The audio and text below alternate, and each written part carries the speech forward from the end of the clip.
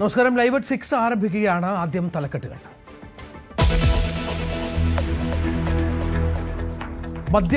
മദ്യപർക്കും bar ഉടമകൾക്കും സന്തോഷ വാർത്ത. സംസ്ഥാനത്ത് ബാറുകളുടെ പ്രവർത്തന സമയം കൂട്ടും. രാവിലെ 10 മുതൽ രാത്രി 12 വരെ തുറന്നിരിക്കും. നടപ്പാകുന്നത് ബാർ ഉടമകളുടെ ഏറെക്കാലത്തെ ആവശ്യം. വിജ്ഞാപനം ഉടനിറങ്ങും. News 18 exclusive.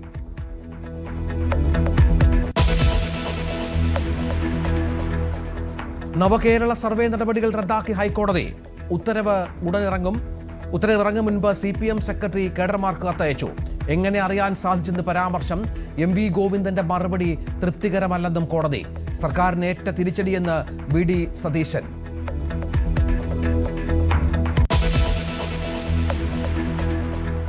ആഗോള അയ്യപ്പ സംഗമത്തിലെ ചിലവിന്റെ കണക്കിൽ വീഴ്ച പറ്റിയത് ദേവസ്വം ബോർഡ്. കോടതിക്ക് വിവരം നൽകുന്നതിൽ പിശക് വന്നുവെന്നും പ്രസിഡന്റ്. ഈ റിപ്പോർട്ടുകളുടെ പരാമർശങ്ങൾക്ക് കാരണം ഞങ്ങളുടെ ഭാഗത്തു നിന്നുണ്ടായിട്ടുള്ള സമയോചിതമായിട്ട് കാര്യങ്ങൾ മറുപടി കൊടുക്കാത്തത് കൊണ്ടുണ്ടായ വീഴ്ചയാണ്. ശബരിമല സ്വർണ്ണക്കൊള്ളയിൽ EDയുടെ ചോദ്യങ്ങൾക്ക് മറുപടി പറഞ്ഞ് ജയറാം. ഇത് എല്ലാ ഡിപ്പാർട്ട്മെന്റിലും പോലെ എൻഫോഴ്സ്മെന്റ് അവർക്ക് ചില സംശയങ്ങളുണ്ട്. ശരിയാണോ എന്താണോ ചോദിക്കുന്നത്. S ജയശ്രീയും കൽപേഷും EDക്ക് മുൻപിൽ ഹാജരായി.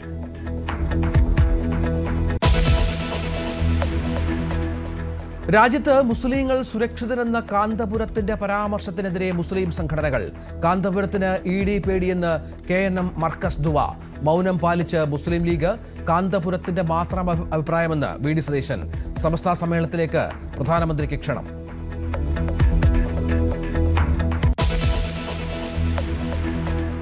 ഇമ്മാനുവേൽ മാക്രോണിന്റെ ഇന്ത്യ സന്ദർശനം തുടരുന്നു. പ്രധാനമന്ത്രി നരേന്ദ്രമോദിയുമായി കൂടിക്കാഴ്ച നടത്തി. AI ഇംപാക്ട് സമ്മിറ്റിൽ നാളെ പങ്കെടുക്കും. ഫ്രഞ്ച് പ്രസിഡന്റിന്റെ 4ാമത്തെ ഇന്ത്യൻ സന്ദർശനം.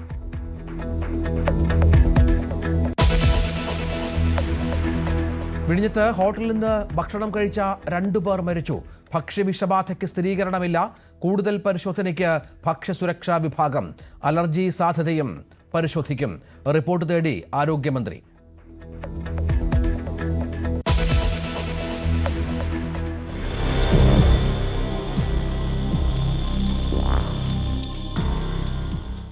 സിസ്റ്റത്തിന്റെ വീഴ്ചയിൽ യുവാവിന് ദാരുണാന്ത്യം. തൊടുപുഴയിൽ റോഡിലെ കുഴിയിൽ വീണ് ബൈക്ക് യാത്രക്കാരൻ മരിച്ചു. പൊതുമരാമത്ത് വകുപ്പിന്റെ അനാസ്ഥയിൽ പ്രതിഷേധം ശക്തം. റിപ്പോർട്ട് തേടി മുഹമ്മദ് റിയാസ്.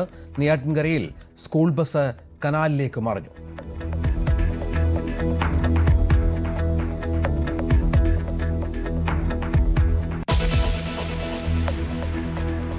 വാർത്തകളുടെ വിശദാംശങ്ങളിലേക്ക്. സംസ്ഥാനത്ത് ബാറുകളുടെ പ്രവർത്തന സമയം കൂട്ടും. രാവിലെ 10 മുതൽ രാത്രി 12 വരെ ബാറുകൾ തുറന്നിരിക്കും. ടൂറിസം ഉള്ളിടങ്ങളിൽ പുലർച്ചെ വരെ 5 സ്റ്റാർ ബാറുകൾ തുറന്നിരിക്കും. ഇതിനധികം ഫീസ് നൽകണം. നിലവിൽ 11 മുതൽ 11 വരെയാണ് പ്രവൃത്തി സമയം. News 18 exclusive. VV അരുൺ ഏറ്റവും പുതിയ വിവരങ്ങളുമായി ചേരും. അരുൺ, ബാർ ഉടമകളുടെ ദീർഘകാല ആവശ്യമാണ് രാവിലെ 10 മണിക്ക് തുറക്കുക, രാത്രി 12 മണിക്ക് അടയ്ക്കുക. അതുകൂടാതെ ടൂറിസം കേന്ദ്രങ്ങളിൽ പ്രത്യേക ഇളവും. തെരഞ്ഞെടുപ്പ് കാലമാണ്. എന്തൊക്കെയാണ് വിശദാംശങ്ങൾ?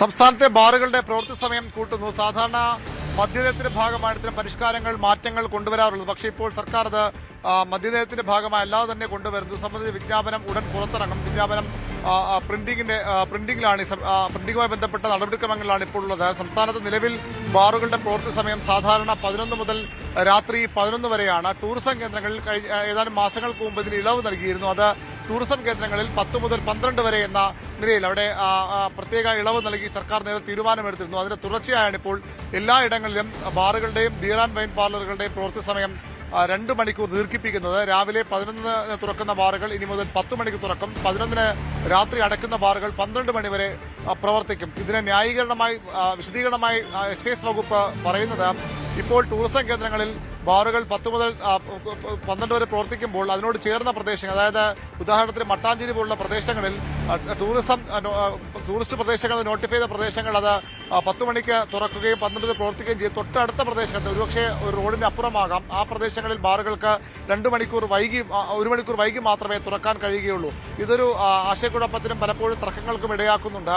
ഈ സാഹചര്യത്തിൽ സംസ്ഥാനത്ത് എല്ലായിടത്തും ഈ ബാറുകളുടെ പ്രവൃത്തി സമയം ഏകീകരിക്കുകയാണെന്ന സർക്കാരിന്റെ വാദം.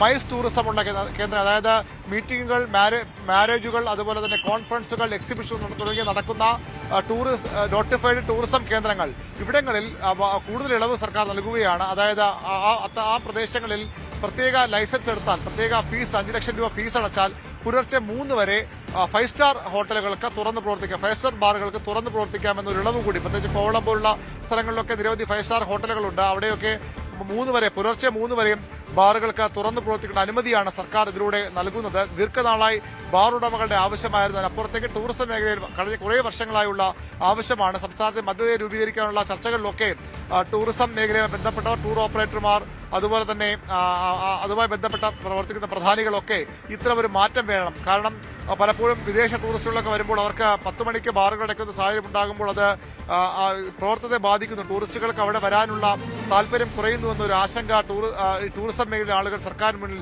വച്ചിരുന്നു. അതുപോലെ തന്നെയാണ് ടെക്നോ പാർക്ക് മുതലായ മേഖലകളിലും അവിടെയും ആളുകൾക്ക് പ്രത്യേക സംവിധാനങ്ങൾ, അവർക്ക് മദ്യപിക്കാനുള്ള, അവരുടെ ജോലി സമയത്തിന് ശേഷം മദ്യപിക്കാനുള്ള സംവിധാനങ്ങൾ വേണമെന്ന ആവശ്യം ഉയർന്നു വന്നു. അങ്ങനെ ടെക്നോ പാർക്കുകൾ പോലുള്ള IT പാർക്ക് മേഖലകളിൽ പ്രത്യേക ബാറുകൾ തുറക്കാൻ സർക്കാർ നേരത്തെ അനുമതി നൽകിയിരുന്നു. അതിന്റെയൊക്കെ തുടർച്ചയായാണ് ഇപ്പോൾ ഈ ബാറുകളുടെ പ്രവർത്തന സമയം കൂട്ടുന്നത്. 10 മുതൽ 12 വരെയായി മാറ്റുന്നു. സ്വാഭാവികമായും ഇതിൽ 2 വശമുണ്ടാകും, 2 വാദങ്ങളുണ്ടാകും. ഇത് മദ്യപാനത്തെ പ്രോത്സാഹിപ്പിക്കുന്ന സർക്കാർ നയങ്ങളുടെ തുടർച്ചയെന്ന വിമർശനം സ്വാഭാവികമായി ഉയർന്നു വരും. അത്തരം പ്രതിഷേധങ്ങൾ ഒരുപക്ഷെ ഉണ്ടായേക്കാം. മറുഭാഗത്ത് ടൂറിസം മേഖലയും അതുപോലെ തന്നെ ബാർ ഉടമകളുമൊക്കെ വലിയ രീതിയിൽ ഇത് സന്തോഷത്തോടു കൂടി സ്വീകരിക്കുന്ന ഒരു തീരുമാനമാണ്. തെരഞ്ഞെടുപ്പ് കാലമായതുകൊണ്ട് തന്നെ ഇതിന്റെ എല്ലാ വശങ്ങളും ചർച്ച ചെയ്യപ്പെടുമെന്ന് ഉറപ്പാണ്. ഏതായാലും നയത്തിൽ പിണറായി സർക്കാർ ഒരുപാട് ഇളവുകൾ കൊണ്ടുവന്നിരുന്നു.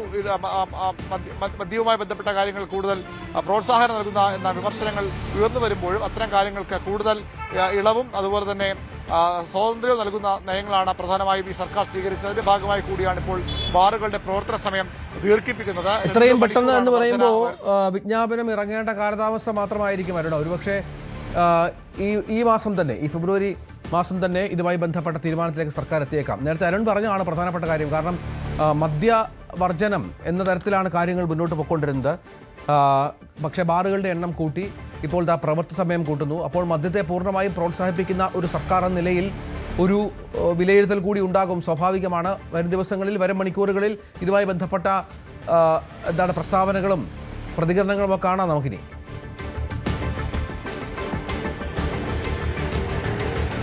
രഞ്ജിത്ത്, ഇന്ന് തന്നെ ഏതാനും മിനിറ്റുകൾക്കുള്ളിൽ ഇത് സംബന്ധിച്ച ഫയൽ, നോട്ടിഫിക്കേഷൻ ഗവൺമെന്റ് പ്രസിൽ, ഞാനിപ്പോൾ ഗവൺമെന്റ് പ്രസിന്റെ എതിർവശമാണ്, ഗവൺമെന്റ് പ്രസിൽ വൈകുന്നേരത്തോടുകൂടി തന്നെ ഇതുമായി ബന്ധപ്പെട്ട പ്രിന്റിങ്ങിനായി ഈ വിജ്ഞാപനം പ്രിന്റ് ചെയ്യാൻ പോയിട്ടുണ്ട്. ഏതാനും മിനിറ്റുകൾക്കുള്ളിൽ ഒരുപക്ഷെ വിജ്ഞാപനം പുറത്തിറങ്ങും. അതായത് ഇന്ന് വിജ്ഞാപനം പുറത്തിറങ്ങിയാൽ ഒരുപക്ഷെ ഇന്ന് രാത്രി മുതലോ അല്ലെങ്കിൽ ഒരു ഡേറ്റ് കാണും, ഒരുപക്ഷെ നാളെ മുതലാകാം ഈ ബാറുകളുടെ പ്രവൃത്തി സമയം ദീർഘിപ്പിച്ചുള്ള തീരുമാനം നടപ്പിലാകും. അത് ഒട്ടും കാലതാമസം ഉണ്ടാകില്ല. സർക്കാർ പല തലങ്ങളിൽ ആലോചിച്ചെടുത്ത തീരുമാനമാണ്. അതുകൊണ്ട് തന്നെ അതൊരു കൃത്യമായ തീരുമാനമായി ഇതിനകം നടപ്പാക്കാനുള്ള തീരുമാനം തന്നെയാണ്. അത് വൈകാതെ വിജ്ഞാപനമായി തന്നെ പുറത്തിറങ്ങും. സ്വാഭാവികമായും സൂചിപ്പിച്ച പോലെ മദ്യ നിരോധനമല്ല, മദ്യവർജനമാണ് സർക്കാർ നയമെന്ന് അടിക്കടി പറയുന്ന സർക്കാരാണത്. മദ്യ ഉപഭോഗം കുറയ്ക്കാനുള്ള ബോധവൽക്കരണ പരിപാടികൾ സംഘടിപ്പിക്കുന്ന വിമുക്തി പോലുള്ള പരിപാടികളിലൂടെ മദ്യ ഉപഭോഗം കുറയ്ക്കാനുള്ള, ഉപയോഗം കുറയ്ക്കാനുള്ള ബോധവൽക്കരണം നടത്തുന്ന സർക്കാരാണ്. പക്ഷേ ബാറുകൾ, രഞ്ജിത്ത് സൂചിപ്പിച്ച പോലെ ബാറുകളുടെ എണ്ണം കൂട്ടുന്നു, ബിയർ ആൻഡ് വൈൻ പാർലറുകൾ യഥേഷ്ടം അനുവദിക്കുന്നു. അതിനപ്പുറത്തേക്ക് ഇത്തരത്തിൽ സമയം കൂടി ദീർഘിപ്പിച്ചുകൊണ്ടുള്ള തീരുമാനം വരികയാണ്. ഒരു വശത്ത് മദ്യ വിരോധികളുടെ അല്ലെങ്കിൽ മദ്യവിരുദ്ധ സംഘടനകളുടെയും പ്രത്യേകിച്ച് ക്രൈസ്തവ സഭകളുടെയും ഒക്കെ എതിർപ്പുകൾ ഉണ്ടാകുമെന്ന് ഉറപ്പാണ്. അതേസമയം തന്നെ മറുവശത്ത് ഇതിനെ വലിയ രീതിയിൽ പ്രോത്സാഹിപ്പിക്കുന്ന ഒരു വലിയ വിഭാഗമുണ്ട്. അത് മദ്യപാനികൾ എന്ന് മാത്രം ചുരുക്കിക്കാണാവുന്ന ഒരു വിഭാഗമായിരിക്കില്ല. പകരം ബാർ ഹോട്ടൽ ഉടമകൾ, ടൂറിസം മേഖലയിലെ പ്രമുഖർ, ടൂർ ഓപ്പറേറ്റർമാർ തുടങ്ങി ബിസിനസ്സുമായി ബന്ധപ്പെട്ട് നിൽക്കുന്ന ആളുകളൊക്കെ തുടങ്ങി വലിയൊരു വിഭാഗം ഇതിനെ അനുകൂലിച്ചും രംഗത്ത് വരുമെന്ന് ഉറപ്പാണ്. ഏതായാലും സർക്കാർ അതിന് മറുപടി പറയേണ്ടി വരും. പ്രതിപക്ഷം എങ്ങനെയാണ് ഇതിനെ കാണുന്ന കാര്യത്തിൽ കൂടി വ്യക്തത വരേണ്ടതുണ്ട്. മദ്യ ഉപഭോഗത്തെ പ്രോത്സാഹിപ്പിക്കുന്ന നയങ്ങളാണ് സർക്കാരിന് വലിയ വിമർശനം പലപ്പോഴും പ്രതിപക്ഷം ഉന്നയിക്കാറുള്ളതാണ്. ഏതായാലും ഇപ്പോഴും സമാന വിമർശനങ്ങൾ ഉയർന്നു വരാം. ഏറ്റവും പ്രധാനം തെരഞ്ഞെടുപ്പ് ഘട്ടമാണ്. അവിടെ സർക്കാരിനെതിരെയുള്ള ഒരു പ്രചരണ വിഷയമായി കൂടി ഒരുപക്ഷെ പ്രതിപക്ഷ കേന്ദ്രങ്ങൾ ഇത് ഉപയോഗിച്ചേക്കാം. അപ്പോൾ സർക്കാരിന് മറുപടി വരാനുള്ളത് ടൂറിസം മേഖലയുടെ ഭാഗമാണ്, ടൂറിസം മേഖലയുടെ ആവശ്യമാണ്, ബാർ ഉടമകളുടെ ആവശ്യമാണ്. പ്രത്യേകിച്ചും ഈ ടൂറിസം മേഖലയിൽ വരുന്ന വിദേശികൾ ഉൾപ്പെടെയുള്ളവർക്ക് ദീർഘനാളായി അവരുടെ ആവശ്യമാണ്. അതുകൊണ്ടാണ് ഇത്തരം തീരുമാനമെടുക്കുന്നത്. എല്ലായിടത്തും ഒരു ഇളവ് നൽകുകയല്ല, മറിച്ച് ഈ പുലർച്ചെ വരെ പ്രവർത്തിക്കാനുള്ള ഇളവ് 5 സ്റ്റാർ ഹോട്ടലുകൾക്ക് മാത്രമേ ഉള്ളൂ. അത് നോട്ടിഫൈഡ് ടൂറിസം കേന്ദ്രങ്ങൾ മാത്രമേ ഉള്ളൂ എന്ന വിശദീകരണമാകും സർക്കാർ ഈ വിഷയത്തിൽ നൽകുക. വി അരുണാണ് ഈ വാർത്ത ആദ്യം റിപ്പോർട്ട് ചെയ്തത്. ബാറുകളുടെ പ്രവൃത്തി സമയം വർദ്ധിപ്പിക്കുന്നു. 2 മണിക്കൂറാണ് വർധനവ്. ഇനി രാവിലെ 10 മുതൽ രാത്രി 12 വരെ ബാറിൽ കയറി ധാരാളം കുടിക്കാം. മറ്റു വാർത്ത, നവകേരള സർവേയിൽ സർക്കാരിന് വൻ തിരിച്ചടി. സർവേ ഹൈക്കോടതി റദ്ദാക്കി. രാഷ്ട്രീയ ക്യാമ്പയിനുകളുടെ മറവിൽ സർവേ പാടില്ലെന്ന് ഉത്തരവിട്ട ഹൈക്കോടതി സാമ്പത്തിക നിയമത്തിന്റെ വ്യതിചലനമെന്നും നിരീക്ഷിച്ചു. സർവേയെക്കുറിച്ച് CPM-ന് മുൻകൂർ അറിവുണ്ടായിരുന്നു. പാർട്ടിക്ക് ഇതെങ്ങനെ അറിയാൻ സാധിച്ചുവെന്നും കോടതി ചോദിച്ചു. ഇക്കാര്യത്തിൽ വിശ്വസനീയമായ വിശദീകരണം നൽകാനായില്ല. സർക്കാർ ഉത്തരവ് വരുന്നതിന് മുൻപ് CPM അണികൾക്ക് കത്തയച്ചു. ആക്ഷേപത്തിൽ നിന്ന് ഒഴിഞ്ഞുമാറുന്ന മറുപടിയാണ് പാർട്ടി സംസ്ഥാന സെക്രട്ടറി നൽകിയത്.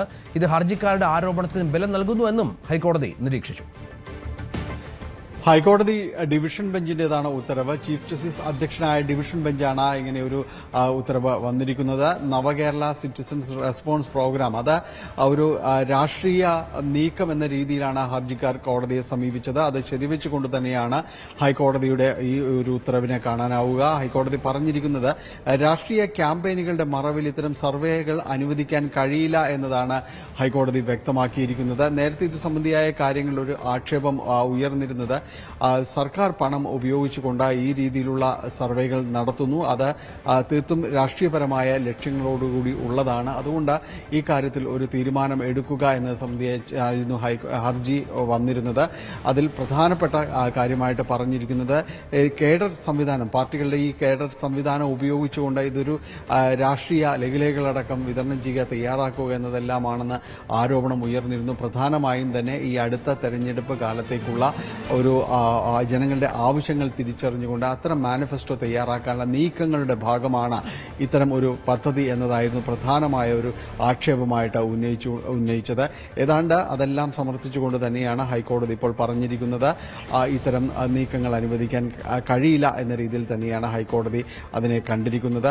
അന്ന് മുഖ്യമന്ത്രി പ്രധാനമായും ഇതിനെക്കുറിച്ച് പറഞ്ഞിരുന്നത് ജനങ്ങളിലേക്ക് നേരിട്ട് ചെന്ന് ജനങ്ങൾക്ക് എന്താണ് പറയുവാനുള്ളതെന്ന് കേൾക്കുക, അവരെ കേട്ടുകൊണ്ട് പുതിയ പദ്ധതികൾ തയ്യാറാക്കുക, ജനങ്ങളുടെ അടുത്തേക്ക് ആളുകളെത്തും, സർക്കാരിന് എന്ത് ചെയ്യാൻ കഴിയും, ഈ പദ്ധതികൾ എങ്ങനെയാണ് തുടരേണ്ടത് എന്നതിനെക്കുറിച്ചുള്ള ഒരു സമഗ്ര ചിത്രം, ഇത് ക്ഷേമ പദ്ധതികളും ക്ഷേമ പ്രവർത്തനങ്ങളും എല്ലാം ജനങ്ങളിലേക്ക് എത്തിയെന്ന് ഉറപ്പുവരുത്തുക, ഇനി അത് മുന്നോട്ട് കൊണ്ടുപോകേണ്ടത് എങ്ങനെയെന്ന് മനസ്സിലാക്കുക, ഇതിനുവേണ്ടിയുള്ള വലിയൊരു പ്രയത്നം എന്ന രീതിയിലായിരുന്നു മുഖ്യമന്ത്രി ഇത് പറഞ്ഞിരുന്നത്. എന്നാൽ ഇത് രാഷ്ട്രീയ നീക്കമാണെന്നും തെരഞ്ഞെടുപ്പ് അടുത്തു വരുന്ന സമയത്ത് ഇത്തരം നീക്കങ്ങൾ അനുവദിക്കാൻ കഴിയുകയില്ല എന്നുമാണ് ഹർജിക്കാർ ഹൈക്കോടതിയിൽ പ്രധാനമായും തന്നെ പറഞ്ഞിരുന്നത്.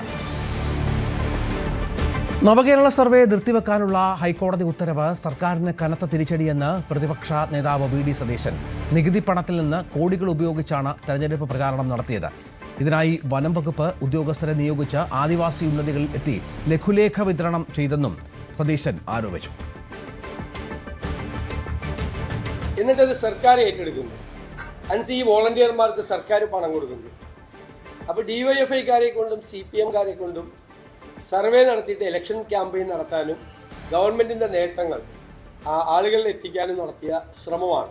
അതായത് നേട്ടങ്ങളെന്ന് അവകാശപ്പെടുന്ന കാര്യങ്ങൾ എത്താനും വേണ്ടി നടത്തിയ അതിനെ പ്രതിപക്ഷം അതിശക്തിയായി എതിർത്തിരുന്നു. ഇന്ന് ബഹുമാനപ്പെട്ട ഹൈക്കോടതി അത് നിയമവിരുദ്ധമാണ് എന്ന് പ്രഖ്യാപിക്കുകയും നിർത്തിവെക്കാൻ ആവശ്യപ്പെടുകയും ചെയ്തു.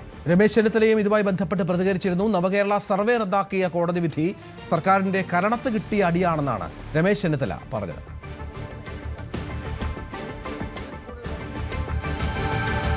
ആഗോള അയ്യപ്പ സംഗമത്തിന്റെ ചെലവിൽ വീഴ്ച സംബന്ധിച്ച് തിരുവിതാംകൂർ ദേവസ്വം ബോർഡ് പിഴവ് ഓഡിറ്ററുടേത് അല്ലെന്നും ഓഡിറ്ററുമായി വേണ്ടത്ര ആശയവിനിമയം നടത്തിയിട്ടില്ലെന്നും Devaswom board president K. Jayakumar പറഞ്ഞു.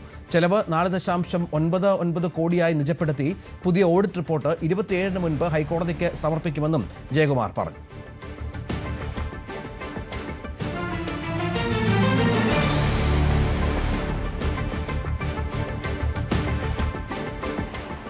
ശബരിമലയുമായി ബന്ധപ്പെട്ട സ്വർണ്ണക്കൊള്ളയും അതേസമയം തന്നെ യുവതീ പ്രവേശനവുമായി ബന്ധപ്പെട്ട വിവാദങ്ങൾ കത്തി നിൽക്കുന്ന സമയത്താണ് അതുമായി ബന്ധപ്പെട്ട് തന്നെയുള്ള ആഗോള അയ്യപ്പ സംഗമത്തിലെ കണക്കുകളിലെ പൊരുത്തക്കേട് പുറത്തേക്ക് വരുന്നത്. ഇത് സർക്കാരിനെയും ദേവസ്വം ബോർഡിനെയും വലിയ രീതിയിൽ സമ്മർദ്ദത്തിലാക്കിയിരുന്നു. അതുമായി ബന്ധപ്പെട്ട ആദ്യ യോഗമായിരുന്നു ഇന്ന് തിരുവനന്തപുരത്ത് ദേവസ്വം ബോർഡ് ആസ്ഥാനത്ത് നടന്നത്. ഇതുമായി ബന്ധപ്പെട്ട് ദേവസ്വം ബോർഡിന് കൃത്യമായിട്ടുള്ള തെറ്റുകൾ സംഭവിച്ചിട്ടുണ്ട്. ഓഡിറ്റർ റിപ്പോർട്ടിൽ, അതായത് ഓഡിറ്റർ റിപ്പോർട്ട് കൃത്യമായി സമയപരിധിക്കുള്ളിൽ ഹൈക്കോടതിക്ക് മുൻപാകെ സമർപ്പിക്കേണ്ട ഒരു സാഹചര്യം ഉണ്ടായിരുന്നു. പക്ഷേ ഈ റിപ്പോർട്ടുമായി ബന്ധപ്പെട്ട പല കാര്യങ്ങളും ആശയവിനിമയം നടത്താൻ ഓഡിറ്റർ ദേവസ്വം ബോർഡുമായി സമീപിച്ചിരുന്നെങ്കിലും അതുമായി ബന്ധപ്പെട്ട കൃത്യമായി വിവരങ്ങൾ നൽകാനോ ആ ചോദ്യങ്ങൾക്ക് മറുപടി നൽകാനോ ഈ ദേവസ്വം ബോർഡിന് സാധിച്ചില്ല. അതാണ് ഈ ഒരു കണക്കിലെ പൊരുത്തക്കേടും ഇതുമായി ബന്ധപ്പെട്ട വലിയ വിവാദങ്ങൾക്ക് കാരണമായതെന്നായിരുന്നു ഇന്ന് Devaswom board president K Jayakumar പ്രതികരിച്ചത്. സാധാരണ ഒരു ഓഡിറ്റ് പ്രക്രിയ എങ്ങനെയാണ് എന്ന് ചോദിച്ചാൽ, ഓഡിറ്റർക്ക് തോന്നുന്ന അല്ലെങ്കിൽ അദ്ദേഹത്തിന്റെ ശ്രദ്ധയിൽപ്പെട്ട പോരായ്മകൾ, ന്യൂനതകളൊക്കെ നമുക്ക് എഴുതി തരും. അതിന് ക്ലയന്റ് മറുപടി കൊടുക്കും. ചില മറുപടികൾ ഓഡിറ്റർ അക്സെപ്റ്റ് ചെയ്യും, ചിലത് അക്സെപ്റ്റ് ചെയ്യില്ല. അക്സെപ്റ്റ് ചെയ്യാത്തത് മേജർ ഒബ്ജക്ഷൻസ് ആയിട്ട് അവിടെ കിടക്കും. എന്നാൽ ഇത്തരത്തിലുള്ളൊരു പ്രക്രിയ ഇവിടെ നടന്നില്ല. നടക്കാത്തത് ഓഡിറ്ററുടെ കുഴപ്പമല്ല, ഞങ്ങളുടെ തന്നെ കുഴപ്പമാണ്. കാരണം ഓഡിറ്റർ പല കുറികളും ചോദിച്ചെങ്കിലും സമയത്തിന് ഇവിടുന്ന് മറുപടി കൊടുക്കുകയോ ഓഡിറ്ററുമായിട്ട് വേണ്ടത്ര ആശയവിനിമയം നടക്കാതെയോ വന്നതുകൊണ്ടാണ് ഓഡിറ്റ് റിപ്പോർട്ടിൽ ഇപ്പോൾ പ്രതികൂലമെന്ന് തോന്നുന്ന ഒരുപാട് പരാമർശങ്ങൾ കടന്നുകൂടാൻ കാരണം സമയത്തിന് റെക്ടിഫിക്കേഷൻ നടക്കാത്തതുകൊണ്ടാണ്. കെ ജയകുമാറിന്റെ നേതൃത്വത്തിലുള്ള ദേവസ്വം ബോർഡ് അധികാരമേൽക്കുന്നതിന് തൊട്ടു മുൻപുള്ള PS പ്രശാന്തിന്റെ നേതൃത്വത്തിലുള്ള ദേവസ്വം ബോർഡായിരുന്നു ആഗോള അയ്യപ്പ സംഘവുമായി ബന്ധപ്പെട്ട ചർച്ചകളും അതിന്റെ ക്രമീകരണങ്ങളും ഈ പരിപാടിയടക്കം നടപ്പിലാക്കിയത്. ഈ ബോർഡിന്റെ നേതൃത്വത്തിലുള്ള യോഗത്തിലായിരുന്നു ഈ തുക, അതായത് ഇപ്പോൾ ദേവസ്വം ബോർഡിന്റെ തീരുമാനത്തിൽ വന്നിട്ടുള്ള 4.99 കോടി രൂപ, ആ രൂപയ്ക്ക് അകത്തായിരിക്കണം ഈ ഒരു ആഗോള അയ്യപ്പ സംഗമം പരിപാടി നടത്തേണ്ടതെന്നാണ് PS പ്രശാന്തിന്റെ നേതൃത്വത്തിലുള്ള ബോർഡ് തീരുമാനിച്ചിരുന്നത്. അതേ തീരുമാനം തന്നെയാണ് ഇപ്പോഴും ബോർഡ് പിന്തുടരുന്നത് എന്നാണ് ഇന്നത്തെ പത്രസമ്മേളനത്തിനടക്കം അദ്ദേഹം ജയകുമാർ വ്യക്തമാക്കിയിരുന്നത്. അതായത് ഇതിനു മുൻപ് ഈ ഒരു തീരുമാനം ചെലവ് ചുരുക്കലിന്റെ ഭാഗമായി 4.99 കോടി രൂപയിലേക്ക് ചുരുക്കണമെന്ന് തീരുമാനമെടുക്കുന്നതിന് മുൻപ് തന്നെ ഈ ഊരാളുങ്കൽ സൊസൈറ്റിയുമായി ചേർന്നുകൊണ്ട് ഒരു MOU ഒപ്പിട്ടിരുന്നു. ഈ MOUയിൽ 8 കോടിക്ക് മുകളിലാണ് തുക ഒപ്പിട്ടിരിക്കുന്നത്. ധാരണാപത്രത്തിൽ 8 കോടിക്ക് മുകളിലാണ് തുക.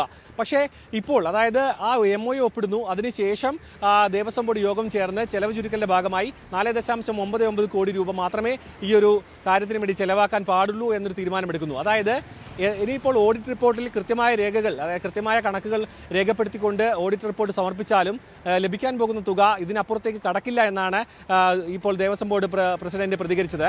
അതിനൊപ്പം തന്നെ ഇതുമായി ബന്ധപ്പെട്ടുണ്ടായിട്ടുള്ള മറ്റ് ബുദ്ധിമുട്ടുകൾ, അതായത് ഏത് രീതിയിലാണ് ഈ ഒരു ഓഡിറ്റ് റിപ്പോർട്ടിൽ തെറ്റ് സംഭവിച്ചത്, മാത്രമല്ല ഏതൊക്കെ ഉദ്യോഗസ്ഥർക്കാരാണ് ഇതിൽ പിഴവ് സംഭവിച്ചിട്ടുള്ളത് എന്ന കാര്യങ്ങളിലും ഇതിന് ശേഷം വരുന്ന സമയങ്ങളിൽ, അതായത് വരുന്ന ദിവസങ്ങളിലടക്കം അതിൽ അന്വേഷണം ഉണ്ടാകും. ഈ ഓഡിറ്റ് റിപ്പോർട്ട് കൃത്യമായി മുന്നോട്ട് കൊണ്ടുപോകാൻ ടാസ്ക് ഫോഴ്സിനെ ഇപ്പോൾ നിയമിച്ചിട്ടുണ്ട്. അതായത് 3 പേരടങ്ങുന്ന ടാസ്ക് ഫോഴ്സ് ആയിരിക്കും ഈ കണക്കിലെ പൊരുത്തക്കേടുകൾ അന്വേഷിക്കുക, അല്ലെങ്കിൽ അതുമായി ബന്ധപ്പെട്ട വിവരങ്ങൾ ഓഡിറ്റർക്ക് നൽകുക. കൃത്യമായ റിപ്പോർട്ട് ഈ ഹൈക്കോടതിയിൽ സമർപ്പിക്കാനുള്ള ഒരു ഉത്തരവാദിത്തം അത് ഓഡിറ്റർക്ക് ഉപരി അതുമായി ബന്ധപ്പെട്ട് ഈ ഒരു ടാസ്ക് ഫോഴ്സിനും കൂടി ഇപ്പോൾ ദേവസ്വം ബോർഡ് വിന്യസിച്ച് നൽകിയിട്ടുണ്ട്. അതിനൊപ്പം തന്നെ നൽകുന്ന മറ്റൊരു വിവരം ഇതുമായി ബന്ധപ്പെട്ട, അതായത് ഈ MOU ഒപ്പിട്ടതുമായി ബന്ധപ്പെട്ട കാര്യം, ഈ ഒരു 4,99,00,000 അപ്പുറത്തേക്കൊരു തുക നൽകാൻ കഴിയില്ല എന്നൊരു നിലപാടിപ്പോൾ ഊരാളുങ്കൽ സൊസൈറ്റിയെ അറിയിച്ചിട്ടുണ്ടെന്നാണ് അദ്ദേഹം തന്നെ പറയുന്നത്. പക്ഷേ അവർ തത്വത്തിൽ അത് അംഗീകരിച്ചിട്ടില്ല. പക്ഷേ കമ്മ്യൂണിക്കേഷൻ നടന്നിട്ടുണ്ട്. അതിനപ്പുറത്തേക്ക് അവരത് അംഗീകരിച്ചതായും ഇപ്പോൾ വിവരങ്ങളൊന്നും ലഭ്യമായിട്ടില്ല. എന്തുതന്നെയായാലും വരും ദിവസങ്ങളിൽ ഇതുമായി ബന്ധപ്പെട്ട കൃത്യമായ കണക്കുകൾ പുറത്തു വരുമെന്ന പ്രതീക്ഷയിലാണ് ദേവസ്വം ബോർഡ് ജീവനക്കാരും ഒപ്പം തന്നെ ഈ ഊരാളുങ്കൽ സൊസൈറ്റിയുമായി ചേർന്ന് നിൽക്കുന്ന ഉദ്യോഗസ്ഥരും. ക്യാമറമാൻ വിനോദിനോടൊപ്പം സാരംഗ് സുധാകരൻ, ന്യൂസ് 18 തിരുവനന്തപുരം. ശബരിമല സ്വർണ്ണക്കൊള്ളയിൽ നടൻ ജയറാമിനെ ED ചോദ്യം ചെയ്തു. തനിക്കറിയാവുന്ന കാര്യങ്ങളെല്ലാം എൻഫോഴ്സ്മെന്റ് ഡയറക്ടറേറ്റിനോട് പറഞ്ഞിട്ടുണ്ടെന്ന് ജയറാം പ്രതികരിച്ചു. രേഖകളൊന്നും ഹാജരാക്കാനും പറഞ്ഞിട്ടില്ല. ഉണ്ണികൃഷ്ണൻ പോറ്റിയുമായി ഒരു സാമ്പത്തിക ഇടപാടുമില്ലെന്നും ജയറാം വ്യക്തമാക്കി.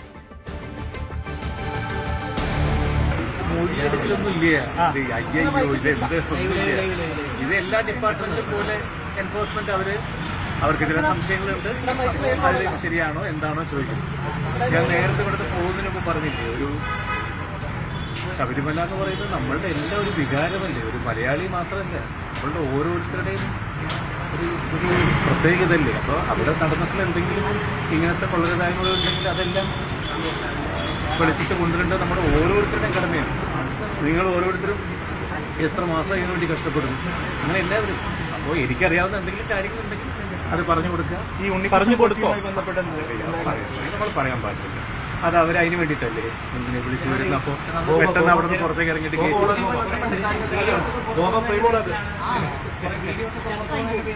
വീഡിയോസ് അല്ല, അതാ പൂജ നടത്തുന്നില്ല. അപ്പൊ അതാണ് ഞാൻ നേരത്തെ പറഞ്ഞത്. ഈ കഴിഞ്ഞ 38 വർഷമായിട്ട് കേരളത്തിനകത്തും എത്രയോ ക്ഷേത്രങ്ങളില് ആനയെ നടക്കിരുത്തല്, ആനക്കുട്ടിലിന്റെ ഉദ്ഘാടനം, നട, ഇത് എല്ലാ ഉദ്ഘാടനത്തിനും എന്നെയാണ് വിളിക്കാറ്. ഇങ്ങനെ പോവാറുണ്ട്. ആ കൂട്ടത്തില് ഒരെണ്ണമായിട്ട് ഞാനിതിന് പോയിട്ടുണ്ട്. ഇതിന്റെ പൂജയ്ക്ക് കേസിൽ ഇടനിലക്കാരൻ കൽപേഷിനെയും ഇ.ഡി. ചോദ്യം ചെയ്തു. മിനിറ്റ്സ് തിരുത്തിയത് കണ്ടെത്താൻ ദേവസ്വം ബോർഡ് മുൻ സെക്രട്ടറി എസ് ജയശ്രീയുടെ കൈയക്ഷര മാതൃക ശാസ്ത്രീയ പരിശോധനയ്ക്ക് വിധേയമാക്കാനാണ് ഇ.ഡി. തീരുമാനം. ബോർഡ് തീരുമാനപ്രകാരം ഉത്തരവിറക്കുക മാത്രമാണ് ചെയ്തതെന്നും സ്വന്തം നിലയിൽ തീരുമാനമെടുത്തിട്ടില്ലെന്നും ജയശ്രീ മൊഴി നൽകിയിട്ടുണ്ട്. 4 മണിക്കൂർ നീണ്ട ചോദ്യം ചെയ്യലിനൊടുവിലാണ് ജയറാം ഇ.ഡി. ഓഫീസിൽ നിന്നും മടങ്ങിയത്. ഇ.ഡി. ഉദ്യോഗസ്ഥർ പ്രധാനമായും ജയറാമിൽ നിന്നും ചോദിച്ചറിഞ്ഞത് ഉണ്ണികൃഷ്ണൻ പോറ്റിയുമായിട്ടുള്ള ബന്ധത്തെക്കുറിച്ചാണ്. നേരത്തെ തന്നെ ഉണ്ണികൃഷ്ണൻ പോറ്റിയും ജയറാമും തമ്മിലുള്ള ചില ചിത്രങ്ങൾ, അത് ജയറാമിന്റെ വീട്ടിലെത്തി ഒരു പൂജ നടത്തുന്നതുമായി ബന്ധപ്പെട്ട ചിത്രങ്ങൾ പുറത്തു വന്നിരുന്നു. അതിന്റെ പശ്ചാത്തലത്തിലാണ് ഈ ശബരിമല സ്വർണ്ണക്കൊള്ളയുമായി ബന്ധപ്പെട്ട ജയറാമും ഈ കേസിലെ അവയ്ക്ക് ഉൾപ്പെടുന്നത്. SITയുടെ വിശദമായ മൊഴി ജയറാമിന്റെ രേഖപ്പെടുത്തിയിരുന്നു. അതിൽ ജയറാം പറയുന്നത് ഉണ്ണികൃഷ്ണൻ പോറ്റിയെ ശബരിമലയിൽ വെച്ചുള്ള പരിചയമാണ്. വർഷങ്ങളായി താൻ ശബരിമലയിൽ പോകുന്നൊരു വ്യക്തിയാണ്. മകരവിളക്കിന് എല്ലാ വർഷത്തെയും സ്ഥിര സാന്നിധ്യമാണ്. ആ സമയത്ത് തുടങ്ങിയ സൗഹൃദമാണ്. ഉണ്ണികൃഷ്ണൻ പോറ്റി തന്നോട് പറഞ്ഞു, ശബരിമലയിലെ ചില അമൂല്യമായിട്ടുള്ള വസ്തുക്കൾ, ഈ സ്വർണ്ണപ്പാളിയടക്കം വീട്ടിലെത്തിച്ച് പൂജ നടത്തിയാൽ വീട്ടിൽ ഐശ്വര്യം വരുമെന്ന് ഉണ്ണികൃഷ്ണൻ പോറ്റി പറഞ്ഞത് പിന്നാലെയാണ് താൻ വീട്ടിൽ വെച്ച് ഇത്തരത്തിലൊരു പൂജ നടത്തിയത്. അതിനപ്പുറത്തേക്ക് ഇരുവരും തമ്മിൽ സാമ്പത്തിക ഇടപാടുകളൊന്നും തന്നെ ഇല്ല എന്നാണ് SITക്ക് നൽകിയ മൊഴി ജയറാം പ്രധാനമായും പറയുന്നത്. അത് തന്നെയായിരിക്കും ഇ.ഡി. ഓഫീസിലും ആവർത്തിച്ചിട്ടുണ്ടാകുക. എന്തായാലും ഇവർ തമ്മിൽ ഒരു സാമ്പത്തിക ഇടപാടില്ല എന്ന ഒരു വാദത്തിൽ തന്നെയാണ് ജയറാം ഉറച്ചു നിൽക്കുന്നതും.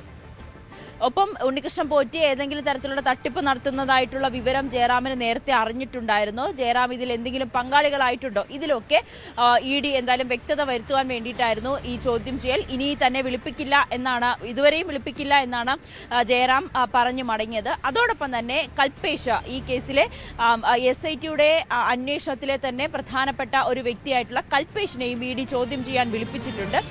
കൽപേഷും ഇന്ന് രാവിലെ 10 മണിയോടുകൂടി തന്നെ ഇ.ഡി. ഓഫീസിൽ ഹാജരായി. സ്മാർട്ട് ക്രിയേഷൻസിലേക്ക് ഉണ്ണികൃഷ്ണൻ പോറ്റി എത്തിച്ച സ്വർണം അവിടെ നിന്ന് വേർതിരിച്ചതിന് ശേഷം ബെല്ലാരിയിലുള്ള ഗോവർദ്ധന് കൈമാറിയത് ഈ കൽപേഷാണ്. അങ്ങനെ ഒരു ഇടനിലക്കാരനായിട്ടാണ് കൽപേഷ് പ്രവർത്തിച്ചത്. അതിലെ ചില കാര്യങ്ങൾ ചോദിച്ചറിയുന്നതിന് വേണ്ടിയിട്ടാണ് എൻഫോഴ്സ്മെന്റ് ഡയറക്ടറേറ്റിലേക്ക് ഇന്ന് ഹാജരാകാൻ ആവശ്യപ്പെട്ടത്. കൽപേഷ് പറയുന്നത് ഉണ്ണികൃഷ്ണൻ പോറ്റിയുമായി തനിക്ക് യാതൊരുവിധ സാമ്പത്തിക ഇടപാടുകളോ അല്ലെങ്കിൽ ഉണ്ണികൃഷ്ണൻ പോറ്റിയെ തനിക്ക് അറിയില്ല എന്ന് തന്നെയാണ് കൽപേഷ് പറയുന്നത്. SIT കൽപേഷിനെ പ്രതിയാക്കിയിട്ടില്ല. എന്തായാലും ഇ.ഡിയും വിശദമായി കൽപേഷിനെ ചോദ്യം ചെയ്യുകയാണ്. അതിനുശേഷം തുടർ നടപടികളിലേക്ക് കടക്കാൻ തന്നെയായിരിക്കും ഇ.ഡി തീരുമാനിച്ചിരിക്കുക. ഇന്നലെ ഹാജരായ ദേവസ്വം ബോർഡ് മുൻ സെക്രട്ടറി എസ് ജയശ്രീയെ വിശദമായി ചോദ്യം ചെയ്ത് വിട്ടയച്ചിരുന്നു. പക്ഷേ ജയശ്രീയുടെ മൊഴിയിൽ ഇ.ഡിക്ക് ചില സംശയങ്ങളുണ്ട്. അങ്ങനെയാണെങ്കിൽ വീണ്ടും ചോദ്യം ചെയ്യാൻ വിളിപ്പിക്കുമെന്നാണ് അറിയാൻ സാധിക്കുന്നത്. പക്ഷേ ജയശ്രീ നൽകിയ മൊഴി അത് ഉദ്യോഗസ്ഥരെ, പല ആളുകളെയും ഉന്നതരെ കുടുക്കുന്ന തരത്തിലുള്ള ഒരു മൊഴിയാണ് നൽകിയത്. താൻ ഈ മിനിറ്റ്സിൽ മാറ്റം വരുത്തിയത് അത് തൻ്റെ ഇഷ്ടപ്രകാരമല്ല, പകരം ചില ആളുകൾ നിർദ്ദേശിച്ചതിനെ തുടർന്നാണ് അത്തരത്തിൽ മിനിറ്റ്സിൽ ഒരു തിരുത്ത് വരുത്തിയതെന്നായിരുന്നു ജയശ്രീ ഇ.ഡിക്ക് നൽകിയിരിക്കുന്ന മൊഴി. അങ്ങനെയാണെങ്കിൽ ഈ ജയശ്രീക്ക് ആരാണ് ഈ നിർദ്ദേശം നൽകിയത് എന്നതിലായിരിക്കും ഇ.ഡിയുടെ അടുത്ത ചോദ്യം ചെയ്യൽ അല്ലെങ്കിൽ അടുത്ത അന്വേഷണം നീളുക.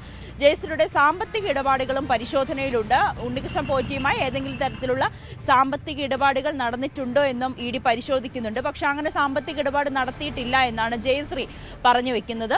അതോടൊപ്പം തന്നെ മിനിറ്റ്സിലെ ജയശ്രീയുടെ കൈയക്ഷരം തന്നെയാണോ എന്നതിലെ സ്ഥിരീകരണത്തിന് വേണ്ടിയിട്ടുള്ള പരിശോധനയ്ക്കായി, ഫോറൻസിക് പരിശോധനയ്ക്കായി അയച്ചിരിക്കുകയാണ്. അതിന്റെ ഒരു ഫലം ലഭിച്ചതിന് ശേഷമായിരിക്കും ജയശ്രീയെയും ചോദ്യം ചെയ്യുക. എന്തായാലും വരും ദിവസങ്ങളിൽ ഈ കേസുമായി ബന്ധപ്പെട്ട് കൂടുതൽ ആളുകളും ചോദ്യം ചെയ്യാൻ ഹാജരാകുമെന്ന് ഉറപ്പായിട്ടുണ്ട്. എന്തായാലും ഉണ്ണികൃഷ്ണൻ പോറ്റിയിലേക്ക് എന്നായിരിക്കും ഇ.ഡി നോട്ടീസ് എത്തുക എന്നതിൽ കാത്തിരിക്കുകയാണ്. ശബരിമല യുവതീ പ്രവേശന വിധിയിലെ പുനഃപരിശോധനയിൽ നിലപാട് വ്യക്തമാക്കാതെ തിരുവിതാംകൂർ ദേവസ്വം ബോർഡ് നിലപാട് പറയാൻ സമയമായിട്ടില്ലെന്ന് പ്രസിഡന്റ് കെ ജയകുമാർ പറഞ്ഞു. സമയമാകുമ്പോൾ നിലപാടെടുക്കുമെന്നും ദേവസ്വം പ്രസിഡന്റ് വ്യക്തമാക്കി. ശബരിമല യുവതീ പ്രവേശനത്തിൽ സർക്കാർ എപ്പോഴും വിശ്വാസികൾക്കൊപ്പമെന്ന് മന്ത്രി വി.എൻ. വാസവൻ. വിശ്വാസികളുടെ താൽപര്യം പരിരക്ഷിക്കുന്ന നിലപാട് സർക്കാർ കൈക്കൊള്ളും. LDF-ൽ കൂടിയാലോചിച്ച ശേഷം സർക്കാർ തീരുമാനമെടുക്കുമെന്നും ദേവസ്വം മന്ത്രി പറഞ്ഞു. ശബരിമല സ്ത്രീ പ്രവേശനത്തിൽ സർക്കാർ ഉരുണ്ടുകളിക്കുന്നതായി VD സതീശൻ. മാറിയ സാമൂഹ്യ സാഹചര്യത്തിൽ നിലപാടിൽ മാറ്റമുണ്ടോ എന്ന് വ്യക്തമാക്കണം. CPM-ന്റെ നിലപാട് ചോദിക്കുമ്പോൾ അവ്യക്തമായ മറുപടിയാണ് പാർട്ടി സെക്രട്ടറി പറയുന്നതെന്നും സതീശൻ വിമർശിച്ചു.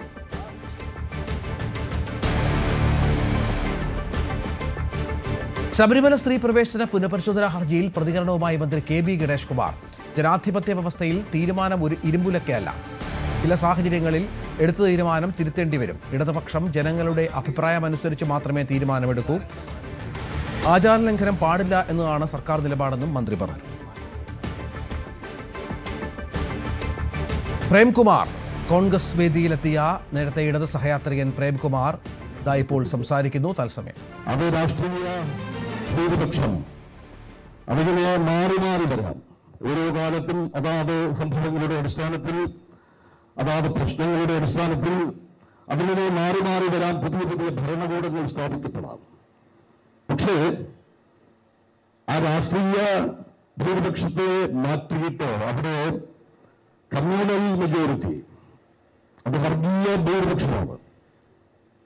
ഈ വർഗീയ ഭൂരിപക്ഷത്തിന്റെ ഒരു അടിസ്ഥാനം എന്ന് പറയുന്നത് ചില വിശ്വാസങ്ങൾ, ചില ആചാരങ്ങൾ, അനുഷ്ഠാനങ്ങൾ, ഇതിലൊക്കെ അധിഷ്ഠിതമായ ഒന്നാണ് ആ ഒരു ഭൂരിപക്ഷം. അങ്ങനെ ഒരു ഭൂരിപക്ഷം രൂപപ്പെട്ടാൽ അതങ്ങനെ അത്ര പെട്ടെന്നൊന്നും മാറ്റാൻ പറ്റില്ല.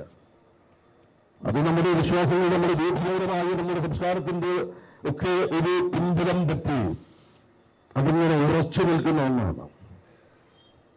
അത് അപകടകരമായ ഒന്നാണ് എന്ന് അംബേദ്കർ അന്ന് പറഞ്ഞു. കാരണം ഇവിടെ ഈ പൊളിറ്റിക്കൽ എന്നത് മാറി വർഗീയമായ ഭൂരിപക്ഷത്തിൽ വരുമ്പോൾ അതിന്റെ ഭാഗമായി ജനാധിപത്യ വ്യവസ്ഥയിൽ അധികാരങ്ങൾ ഉണ്ടാകുന്നു. അത് ഭരണകൂടങ്ങളായി മാറുന്നു. ആ ഭരണകൂടങ്ങളുടെ ഫാസിസത്തിന്റെ സ്വഭാവം ഇങ്ങനെ അത് സാധാരണ മനുഷ്യരിലേക്ക് അടിച്ചേൽപ്പിക്കപ്പെടുന്നു. അതിന് ഈ ഒരു ഭൂരിപക്ഷം നിലനിർത്താൻ ആ ഒരു വർഗീയമായ ചില വികാരങ്ങളിൽ ഇടയ്ക്കിടയ്ക്ക് ആളിക്കത്തിച്ചു കൊടുത്താൽ മതി. അതൊന്ന് ഇളക്കി വിട്ടു കൊടുത്താൽ മതി. അതിങ്ങനെ സ്ഥിരമായി ഇത് നിലനിൽക്കും. അതാണ് അതിൻ്റെ അവസ്ഥ, അതിൻ്റെ ഒരു പ്രത്യേകത. നമ്മുടെ രാജ്യത്ത് അന്ന് അംബേദ്കർ പറഞ്ഞതിന്റെ അനുകരണങ്ങൾ കാണുന്നു. ഇന്നിപ്പോ എഴുത്തുകാരന്റെ ഒക്കെ ആവിഷ്കാര സ്വാതന്ത്ര്യം, കലാകാരന്റെ ആവിഷ്കാര സ്വാതന്ത്ര്യം, അതൊക്കെ വല്ലാതെ വെല്ലുവിളി നേരിടുന്നു എന്ന് പറയുമ്പോൾ അത് ഫാസിസത്തിന്റെ ഏറ്റവും ഒരു പ്രത്യേകതയാണ്. എതിർ ശബ്ദങ്ങളെ നിശബ്ദമാക്കുക. ഈ എതിർ ശബ്ദങ്ങളല്ലാതെ അവരെ അസ്വസ്ഥമാക്കും. അത് ഉയർത്തുന്നവരെ നിശബ്ദമാക്കും, ചിലപ്പോൾ ഇല്ലാതാക്കി കളയും. ഇതേതെങ്കിലും ഒരു പ്രത്യേക ഭരണകൂടത്തിന്റെ ഒരു സ്വഭാവമല്ല. നമ്മൾ ജർമ്മനിയിൽ ഹിറ്റ്ലറാണ് ഫാസിസം എന്ന് നമ്മൾ വിചാരിക്കും. അതല്ല. ഇങ്ങനെ ഈ ആവിഷ്കാര സ്വാതന്ത്ര്യത്തിന് വേണ്ടി മനുഷ്യന്റെ എല്ലാ സ്വാതന്ത്ര്യത്തിനോടുള്ള കടന്നുകയറ്റം ആര് നടത്തുന്നതോ അതെല്ലാം ഫാസിസമാണ്. അത്തരം ഫാസിസം ഉണ്ടാകരുത്. അത് മനുഷ്യന്റെ സ്വാതന്ത്ര്യത്തിന്റെ ഏറ്റവും വലിയ കടന്നുകയറ്റമാണ്. വർത്തമാനകാലം നേരിടുന്ന ഏറ്റവും വലിയ വെല്ലുവിളി എന്ന് പറയുന്നത് ജാതിയുടെയും മതത്തിന്റെയും ഒക്കെ വല്ലാത്ത ചിന്ത ഇന്ന് നമ്മുടെ രാജ്യത്ത് വല്ലാതെ ആളിപ്പടരുന്ന സെൻസിറ്റീവായിട്ടുള്ള അവസ്ഥയാണ്. ഇവിടെ ഇന്നത്തെ നാടക മത്സരമൊക്കെ നടന്നു കഴിയുകയാണ്. ഇവിടെ 6 ദിവസത്തെ 6 നാടകങ്ങൾ നടന്നു ശ്രീ ND പ്രദീപ്കുമാർ പറയുകയുണ്ടായി. ഇവിടെ ഇന്നത്തെ ഒരു കലാകാരൻ, ഇന്നത്തെ ഒരു നാടകകാരന് താൻ മനസ്സിൽ ഉദ്ദേശിക്കുന്ന അതേ ആശയങ്ങൾ അതേ തീവ്രതയിൽ അതേ അവസ്ഥയിൽ ആവിഷ്കരിക്കാനാകുമോ? അവരുടെ ചിന്തകൾ താൻ മനസ്സിലുദ്ദേശിക്കുന്ന വർഷങ്ങൾക്ക് മുമ്പ് ഇവിടെ പല നാടകങ്ങളിലും ആവിഷ്കരിക്കപ്പെട്ട, സിനിമകളിൽ ആവിഷ്കരിക്കപ്പെട്ട പലതും ഇന്ന് ആവിഷ്കരിക്കാൻ പറ്റുമോ? അത്രമാത്രം നമ്മുടെ സമൂഹം അസഹിഷ്ണുതമായി മാറിയിരിക്കുന്നു. അത് നമ്മുടെ ചിന്തകളിൽ, നിലപാടുകളിൽ, ആശയങ്ങളിൽ, അഭിപ്രായങ്ങളിലെല്ലാം ഈ ഒരു പിടി നിൽക്കുന്നുണ്ട്. ഒന്നിച്ചു നിൽക്കേണ്ടവരാണ് മനുഷ്യ സമൂഹം എന്ന് പറയുന്നത്. ആ ഒന്നിച്ചു നിൽക്കേണ്ട മനുഷ്യ സമൂഹത്തെ ഭിന്നിപ്പിക്കുക, അതാണ് ചിലരുടെ അജണ്ട. അവിടെ ചില ചിത്രശക്തികൾ അതിനുവേണ്ടി പ്രവർത്തിക്കുകയാണ്. മനുഷ്യരെല്ലാ കാലത്തും ഒന്നിച്ചു നിന്ന് മുന്നേറേണ്ട സമൂഹമാണ്. അവിടെയാണ് ജാതിയുടെ, മതത്തിന്റെ, വർഗത്തിന്റെ, വർണ്ണത്തിന്റെയോ ഒക്കെ ചില ചിന്തകൾ, ചില ദുഷ്യവൃത്തികൾ പാടി മനുഷ്യരെ പരസ്പരം തമ്മിലിടിക്കാനും ഭിന്നിപ്പിക്കാനും ചിലർ ശ്രമിക്കുന്നത്. ഒരു കാലത്ത് വിവേകാനന്ദൻ ഭ്രാന്താലയം എന്ന് വിളിച്ച കേരളം, അന്ധകാരത്തിന്റെ ആയിരുന്ന കേരളം ഇന്ന് ആ അവസ്ഥയിൽ നിന്ന് ഒക്കെ മാറി ഒരു നവോത്ഥാന കേരളത്തിന്റെ ഒരവസ്ഥയിലേക്കൊക്കെ എത്തിയതിൽ നേരത്തെ സൂചിപ്പിച്ചതുപോലെ കലാകാരന്മാരുടെ, മറ്റ് ഇതര നവോത്ഥാന നായകരുടെ, എത്രയെത്ര മഹാമനുഷ്യരുടെ എത്രയെത്ര വലിയ സംഭാവനകളുണ്ട്. അതിലൂടെയൊക്കെയാണ് അവർ നൽകിയ വെളിച്ചത്തിലൂടെയാണ് ഈ ഒരു ആധുനിക കേരളം ഒക്കെ മുന്നോട്ടിട്ടത്. പക്ഷെ നമ്മൾ വീണ്ടും പിന്നോട്ടടിക്കാൻ ശ്രമിക്കുന്നു. എങ്ങനെയാണ് നമുക്ക് ഈ വർത്തമാനകാലത്ത് ജാതിയും മതവും ഒക്കെ ചിന്തിച്ച് മുന്നോട്ട് പോകാൻ പറ്റുന്നത്? നോക്കൂ, നമ്മൾ പഠിക്കുമ്പോൾ, അല്ലെങ്കിൽ ഞാനൊക്കെ പഠിക്കുന്നത്, ഞാൻ സർക്കാർ സ്കൂളിൽ പഠിച്ചതല്ല, കാലഘട്ടത്ത് എന്റെ തൊട്ടപ്പുറത്തിരിക്കുന്ന കുട്ടിയുടെയും അല്ലെങ്കിൽ ഇഷ്ടത്തിരിക്കുന്ന കുട്ടിയോ അല്ലെങ്കിൽ എന്നെ പഠിപ്പിച്ച അധ്യാപകന്റെയോ ജാതിയോ മതമോ എനിക്കൊന്നും അറിയില്ല. നമ്മൾ ചികിത്സിക്കുന്ന ഏതെങ്കിലും ഒരു ഡോക്ടറുടെ ജാതിയും മതവും നമ്മൾ തിരക്കാറുണ്ടോ? മരുന്ന് നൽകുന്ന സിസ്റ്ററുടെ ജാതിയും മതവും തിരക്കുമോ? നമ്മൾ പഠിപ്പിക്കുന്ന ഗുരുനാഥന്മാരുടെ, അധ്യാപകരുടെ ആരുടെയും ജാതിയും മതവും തിരക്കുമോ? നമ്മളൊക്കെ യാത്ര ചെയ്യുന്ന വാഹനങ്ങൾ, അത് ഓടിക്കുന്ന ഓട്ടോറിക്ഷ ഓടിക്കുന്ന ആളെയോ അല്ലെങ്കിൽ ബസ്സോ ട്രെയിനിലൊക്കെ നമ്മൾ ട്രെയിനിൽ ഓടിക്കുന്ന ആളെപ്പോലും നമ്മൾ കാണാറില്ല. പ്രേംകുമാർ കോൺഗ്രസ് വേദിയിൽ സംസ്കാര സാഹിത്യ വേദിയിൽ സംസാരിക്കുകയാണ്. കോട്ടയത്താണ് പരിപാടി. ചില നിലപാട് പ്രഖ്യാപനങ്ങൾ ഉണ്ടാകുമോ എന്നാണ് കാത്തിരുന്ന് കാണേണ്ടത്.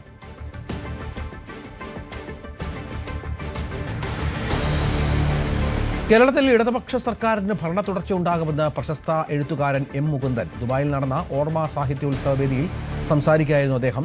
10 വർഷമായി സർക്കാർ തുടങ്ങിവെച്ച ജനക്ഷേമ പദ്ധതികൾ പൂർത്തിയാക്കാൻ ഭരണ തുടർച്ച അനിവാര്യമാണ്. 3-ാം ഊഴം നൽകണം എന്ന് എല്ലാവരും ആഗ്രഹിക്കുന്നുവെന്നും അദ്ദേഹം കൂട്ടിച്ചേർത്തു. വളരെയധികം നമ്മുടെയൊക്കെ ഈ മാറുന്ന കാലത്തെക്കുറിച്ചുള്ള ആശങ്കകളും ആദികളും പിന്നെ അവിടെയൊക്കെ നമ്മൾ പ്രകടിപ്പിക്കുകയുണ്ടായി. അപ്പോൾ സദസ്സിൽ നിന്നും വേദിയിൽ നിന്നും കേട്ട സ്വരങ്ങൾ, അതിൽ നിന്ന് ഞാൻ മനസ്സിലാക്കിയത് എല്ലാവരും ഒന്നിച്ച് പറയാണ് ഇനിയും ഒരവസരം കൂടി നൽകണമെന്നുള്ളത്, ഒരു 3-ാം ഊഴം നൽകണമെന്നുള്ളത്. ആ ഒരു ശബ്ദം, ആ ഒരു ആശയം വേദിയിൽ നിന്നും പിന്നെ സദസ്സിൽ നിന്നും മുഴങ്ങിക്കേട്ടു. അത് സംഭവിക്കും. നിയമസഭാ തെരഞ്ഞെടുപ്പ് ഒരുക്കം ചർച്ച ചെയ്യാൻ ഇടതുമുന്നണി യോഗം ഈ മാസം 23-ന്. ഇടതുമുന്നണി യോഗം സീറ്റ് വിഭജന ചർച്ചകളിലേക്കും കടക്കും. മുന്നണി യോഗത്തിൽ പ്രാഥമിക ധാരണയുണ്ടാകും. അതിനുശേഷം ഉഭയകക്ഷി ചർച്ച നടക്കും. കളമശ്ശേരിയിൽ സ്ഥാനാർത്ഥിയെ നിശ്ചയിക്കാനാവാത്ത മുസ്ലിം ലീഗ്. മുൻമന്ത്രി VK ഇബ്രാഹിം കുഞ്ഞിന്റെ മകൻ അബ്ദുൽ ഗഫൂറും ലീഗ് സംസ്ഥാന സെക്രട്ടറി മുഹമ്മദ് ഷായും സീറ്റിനായി രംഗത്തുണ്ട്. വിവിധ പരിപാടികളിൽ പങ്കെടുത്ത് മണ്ഡലത്തിൽ സജീവമാണ് അബ്ദുൽ ഗഫൂർ. നേതാക്കൾ തമ്മിലുള്ള തർക്കം അവസാനിപ്പിക്കാൻ ലീഗ് നേതൃത്വം ഇടപെടണമെന്നാണ് പ്രവർത്തകരുടെ ആവശ്യം.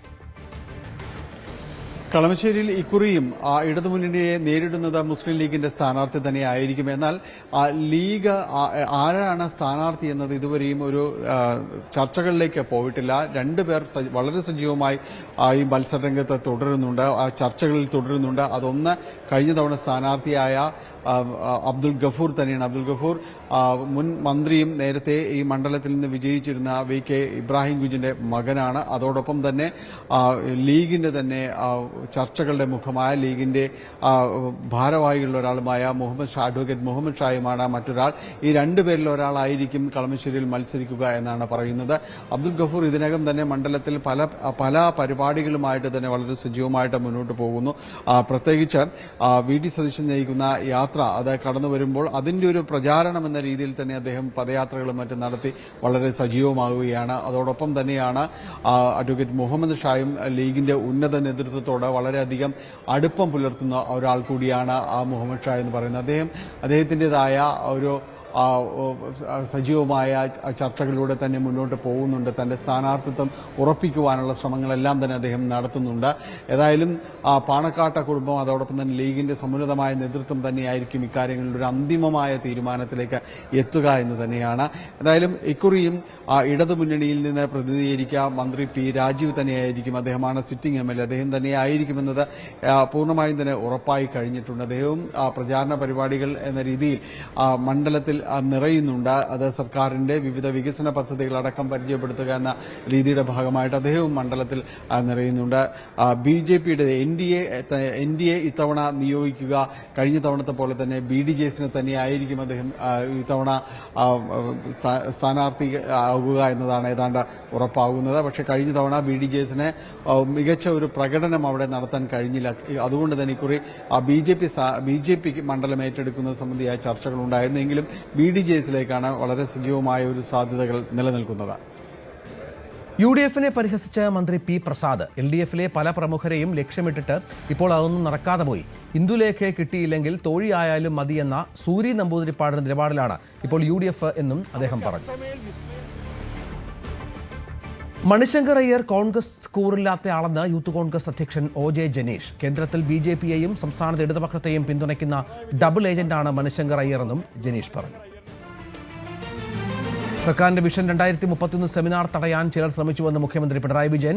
അതൊന്നും ഫലം കണ്ടില്ല. സെമിനാറിലൂടെ പുതിയ ആശയങ്ങൾ സൃഷ്ടിക്കാൻ കഴിഞ്ഞു. സെമിനാറിന്റെ തുടർ നടപടി സർക്കാർ സ്വീകരിക്കുമെന്നും പിണറായി പറഞ്ഞു. ഇടവേള.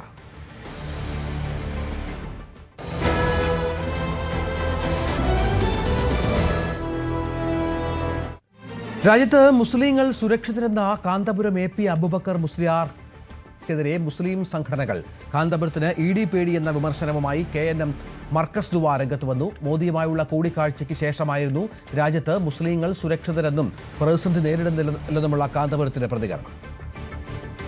आप दुनिया में जाके ये बात कहते हैं भारत में क्या मुसलमान सेफ है, क्योंकि कई लोग ये कहते हैं कि भारत में मुसलमान सेफ नहीं है. आपका क्या व्यू है? मेरा लास्ट क्वेश्चन है आपसे मुफ्ती साहब.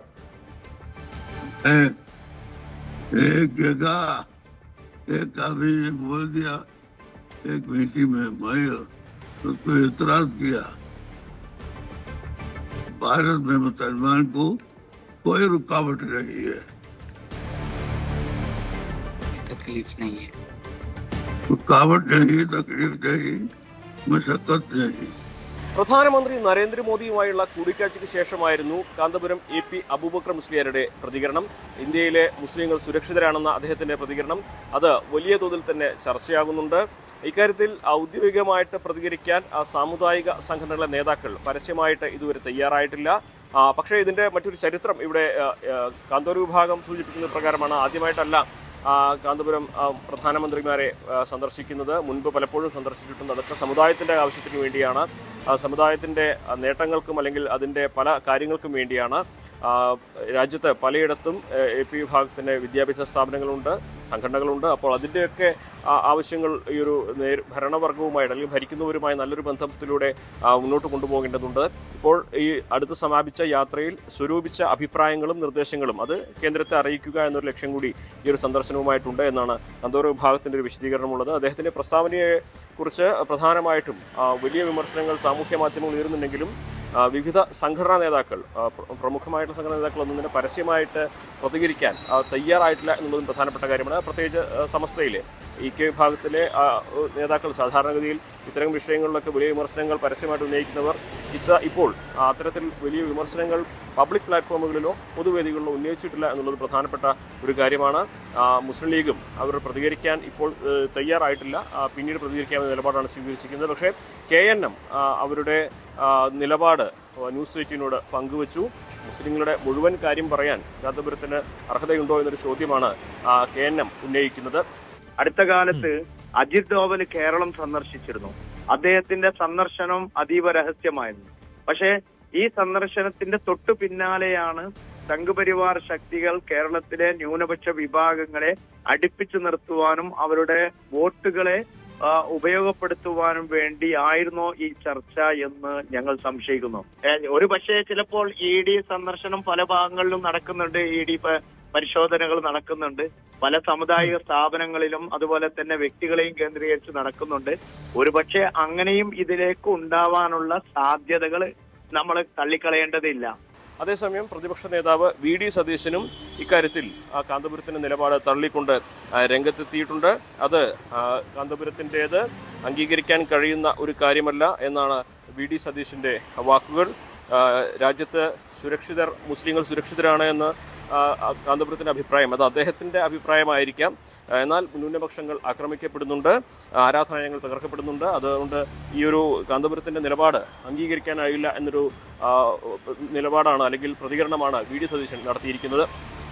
എന്താണെങ്കിലും കാന്തപുരം എ.പി. അബൂബക്കർ മുസ്ലിയാരുടെ ഈ ഒരു വാക്കുകൾ വലിയ തോതിൽ തന്നെ ചർച്ചയാവുകയാണ്. അദ്ദേഹത്തിനെ തള്ളിക്കൊണ്ട് സാമൂഹ്യ മാധ്യമങ്ങളിൽ നിരവധി ആളുകൾ പ്രതികരിക്കുന്നുണ്ട്. അദ്ദേഹത്തിന് മുസ്ലിങ്ങളെ മുഴുവൻ പ്രതിനിധാനം ചെയ്യാൻ എന്താണ് അദ്ദേഹത്തിൻ്റെ യോഗ്യത എന്ന തരത്തിലൊക്കെയാണ് വിമർശനങ്ങൾ ഉയരുന്നത്. സ്വന്തം കാര്യത്തിന് വേണ്ടി അദ്ദേഹം ഇത്തരത്തിലുള്ള നിലപാട് സ്വീകരിക്കുമ്പോൾ അത് മുസ്ലിം സമുദായത്തിൻ്റെ മുഴുവൻ നിലപാടായിട്ട് സ്വീകരിക്കേണ്ടതില്ല എന്നൊരു അഭിപ്രായവും സാമൂഹ്യ മാധ്യമങ്ങളിൽ ഉയരുന്നുണ്ട്. പക്ഷേ ഒരു പൊതുവെ സാധാരണഗതിയിൽ അദ്ദേഹത്തിനെതിരെ സംസാരിക്കുന്ന നേതാക്കൾ ഇക്കാര്യത്തിൽ പ്രതികരിക്കാൻ തയ്യാറായിട്ടില്ല എന്നുള്ള പ്രധാനപ്പെട്ട കാര്യം. ഒപ്പം തന്നെ മറ്റൊരു പ്രധാനപ്പെട്ട കാര്യം, തെരഞ്ഞെടുപ്പ് അടുക്കുമ്പോൾ അതുമായി ബന്ധപ്പെട്ട് ഇപ്പോഴത്തെ കൂടിക്കാഴ്ചകളും ഈ നിലപാടുകളും ഏതെങ്കിലും തരത്തിലുള്ള സ്വാധീനം തീർക്കുന്നതാകുമോ ചെലുത്തുന്നതാകുമോ എന്ന ചോദ്യവും കാന്തപുരത്തിൻ്റെ പ്രധാനമന്ത്രിയുമായുള്ള കൂടിക്കാഴ്ചയും അതിനുശേഷമുള്ള ഈ പ്രസ്താവനകളും സംശയം ഉയർത്തുന്ന ഒരു കാര്യം കൂടിയുണ്ട്. അത്തരത്തിലുള്ള ചർച്ചകളും സാമൂഹ്യ മാധ്യമങ്ങളിൽ സജീവമാണ്. മലപ്പുറത്ത് നിന്നും CB അനുമോദ്, ന്യൂസ് 18. വ്യവസ്ഥാപിത ഭരണകൂടത്തിനും ഭരണഘടനയ്ക്കും കീഴിലും ന്യൂനപക്ഷം സുരക്ഷിതരെന്ന പ്രതികരണവുമായി സമസ്ത AP വിഭാഗം പൂർണ്ണ സുരക്ഷ നൽകുന്ന ഭരണഘടന രാജ്യത്തുണ്ടെന്നാണ് ഉദ്ദേശിച്ചതെന്നും ഇക്കാര്യം കാന്തപുരം തന്നെ വിശദീകരിച്ചിട്ടുണ്ടെന്നും സമസ്ത സെക്രട്ടറി സയ്യിദ് ഇബ്ദാറിഹിമുൽ ഖലീലുൽ ബുഖാരി തങ്ങൾ പറഞ്ഞു. ഉഭയസമ്മതപ്രകാരമുള്ള ബന്ധമായിരുന്നു പരാതിക്കാരിയുമായി ഉണ്ടായിരുന്നുവെന്ന് അന്വേഷണ സംഘത്തിന് മുന്നിൽ ആവർത്തിച്ച് രാഹുൽ മാങ്കൂട്ടത്തിൽ. ആദ്യ ബലാത്സംഗ കേസിൽ രാഹുലിനെ തുടർച്ചയായ രണ്ടാം ദിവസവും ചോദ്യം ചെയ്യുകയാണ്. രാഹുലിന്റെ ലൈംഗിക ശേഷി പരിശോധന ഇന്നലെ പേരൂർക്കട ആശുപത്രിയിൽ നടന്നു.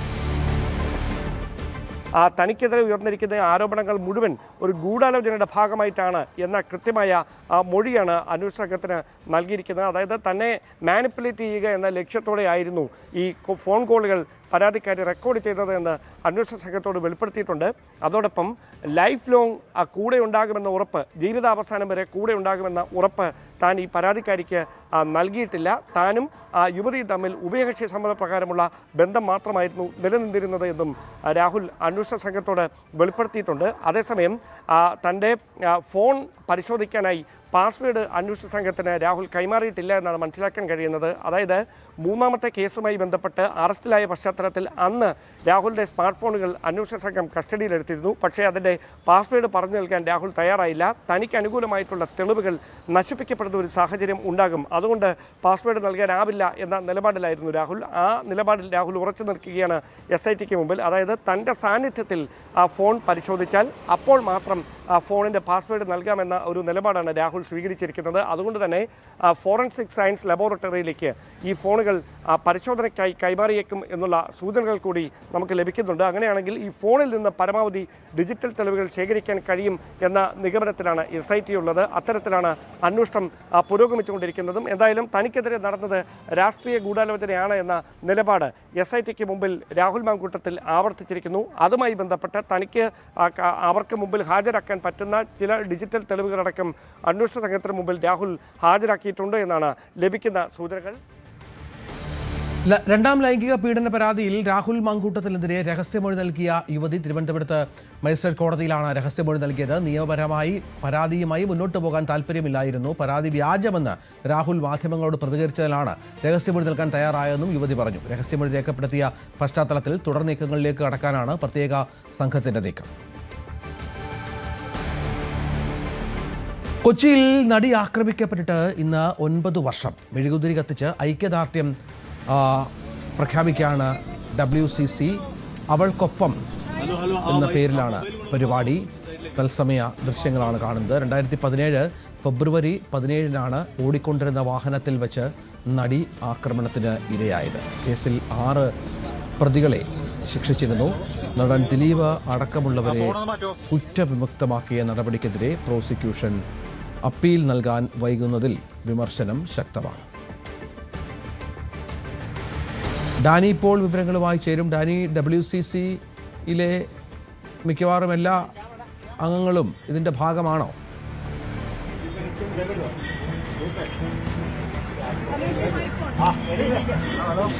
രഞ്ജിത്ത്, അങ്ങനെ WCCയുടെ ഒരു വലിയ രീതിയിലുള്ള ഒരു പങ്കാളിത്തം, കാരണം WCCയുടെ ഒരു മുഖങ്ങളായി നിന്ന പലരെയും നമുക്ക് കാണാനാകുന്നില്ല. എങ്കിലും ആ നിലവിൽ ഉള്ള ചലച്ചിത്ര പ്രവർത്തകരെല്ലാം തന്നെ ഇവിടെ എത്തിയിട്ടുണ്ട്. ജോളി ചിറയത്ത്, അതോടൊപ്പം തന്നെ ആശ അജിൻ ജോസഫ് തുടങ്ങിയ പലരും തന്നെ, ഗായിക സയനോര തുടങ്ങിയവർ പലരും തന്നെ ചലച്ചിത്രത്തിന്റെ പിന്നണിയിലും മറ്റും പ്രവർത്തിക്കുന്നതും സാങ്കേതിക പ്രവർത്തകരടക്കമുള്ള അവരെല്ലാവരും അങ്ങനെ കുറേയധികം പേര് ഇവിടെ എത്തിയിട്ടുണ്ട്. ഇതോടൊപ്പം തന്നെ തിരുവനന്തപുരത്ത് മാനവീയം വീതിയിലും അതോടൊപ്പം തന്നെ കോഴിക്കോട് മനാഞ്ചിറ സ്ക്വയറിലും ഇവിടെയുമാണ് ഇതല്ലാതെ പരിപാടി ഒരേ സമയം തന്നെ നടക്കുന്നതായിട്ട് ഇവർ അറിയിച്ചിട്ടുള്ളത്. ഇപ്പോൾ നമ്മൾ കാണുന്നത് കൊച്ചിയിലെ മറൈൻ ഡ്രൈവിലെ അബ്ദുൽ കലാം മാർഗിൽ നിന്നുള്ള ദൃശ്യങ്ങളാണ്. ഇത് WCC രൂപീകരിച്ചത്, അതോടൊപ്പം തന്നെയും ഈ നടി ആക്രമിക്കപ്പെട്ടത് ഈ ദിവസമാണ്. ഈ ദിവസത്തിന്റെ 9ാം വാർഷികം എന്ന് തന്നെയാണ്. WCCയും അതേ തുടർന്നുണ്ടായ പ്രശ്നങ്ങളിലാണ് നമുക്കറിയാം WCC രൂപീകരിക്കപ്പെടുന്നത്. അപ്പോൾ അതിന്റെ ഒരു വലിയ സന്ദേശമായിട്ടാണ് ഇവരെല്ലാവരും തന്നെ ചലച്ചിത്ര പ്രവർത്തകർ ഒത്തുചേരുന്നത്. ഇന്നാണ് ആ ടാഗ് ലൈൻ അവൾക്കൊപ്പം എന്ന നമുക്കെല്ലാവർക്കും അറിയാമെന്ന് നടി ആക്രമിക്കപ്പെട്ടതിന് ശേഷം അവർക്ക് ഐക്യദാർഢ്യം, അവർക്ക് പിന്തുണയുമായിട്ട് ചലച്ചിത്ര പ്രവർത്തകർ ഒത്തുചേരുന്നതും ഈ ഒരു ഹാഷ്ടാഗിലേക്ക് വന്നുകൊണ്ട് അവർക്ക് വേണ്ടിയുള്ള പിന്തുണ അറിയിക്കുകയും ചെയ്തുകൊണ്ട് ഒട്ടനവധിയായ ആളുകൾ അതിൽ അവരുടെ എല്ലാം തന്നെ പിന്തുണ അറിയിക്കുകയും ചെയ്യുന്നത് ഈ ഹാഷ്ടാഗിലാണ്. പിന്നീടാണ് അവൾക്കൊപ്പം എന്ന ക്യാമ്പയിന്, അവൾക്കൊപ്പം എന്ന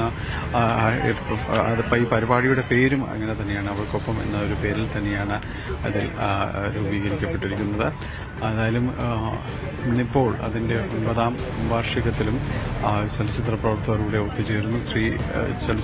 വനിതാ ചലച്ചിത്ര പ്രവർത്തകരാണ് ഇവിടെ ഒത്തുചേർന്നിട്ടുള്ളത്. അബ്ദുൽ കലാം മാർഗിൽ അവിടെ ചേർന്നുകൊണ്ട് അവരുടെ ഒരു ഐക്യദാർഢ്യം പ്രഖ്യാപിക്കുകയും ചെയ്യുകയാണ്. ഏതായാലും നമ്മൾ നേരത്തെ രഞ്ജിത്ത് സൂചിപ്പിച്ചതുപോലെ വലിയ രീതിയിലുള്ള ഒരു പ്രവർത്തകർ, അല്ലെങ്കിൽ നമ്മൾ തുടക്കത്തിൽ കണ്ടിരുന്ന പല പേരുകൾ, അങ്ങനെയുള്ള പേരുകാർ അല്ല ഇവിടെയുള്ളത്. എങ്കിലും ഒരുപക്ഷെ മറ്റെന്തെങ്കിലും കാരണങ്ങൾ കൊണ്ട് പങ്കെടുക്കുകയോ അല്ലെങ്കിൽ ഇത്തരക്കോ മറ്റു കാരണങ്ങളോ ആവാം. ഏതായാലും ഇന്നിപ്പോൾ ഇവിടെ ഇത്രയും പേരാണ് ഇവിടെ ചേർന്നിരിക്കുന്നത്. ഇപ്പോൾ ഗായിക സയനോര പാടുകയാണ്.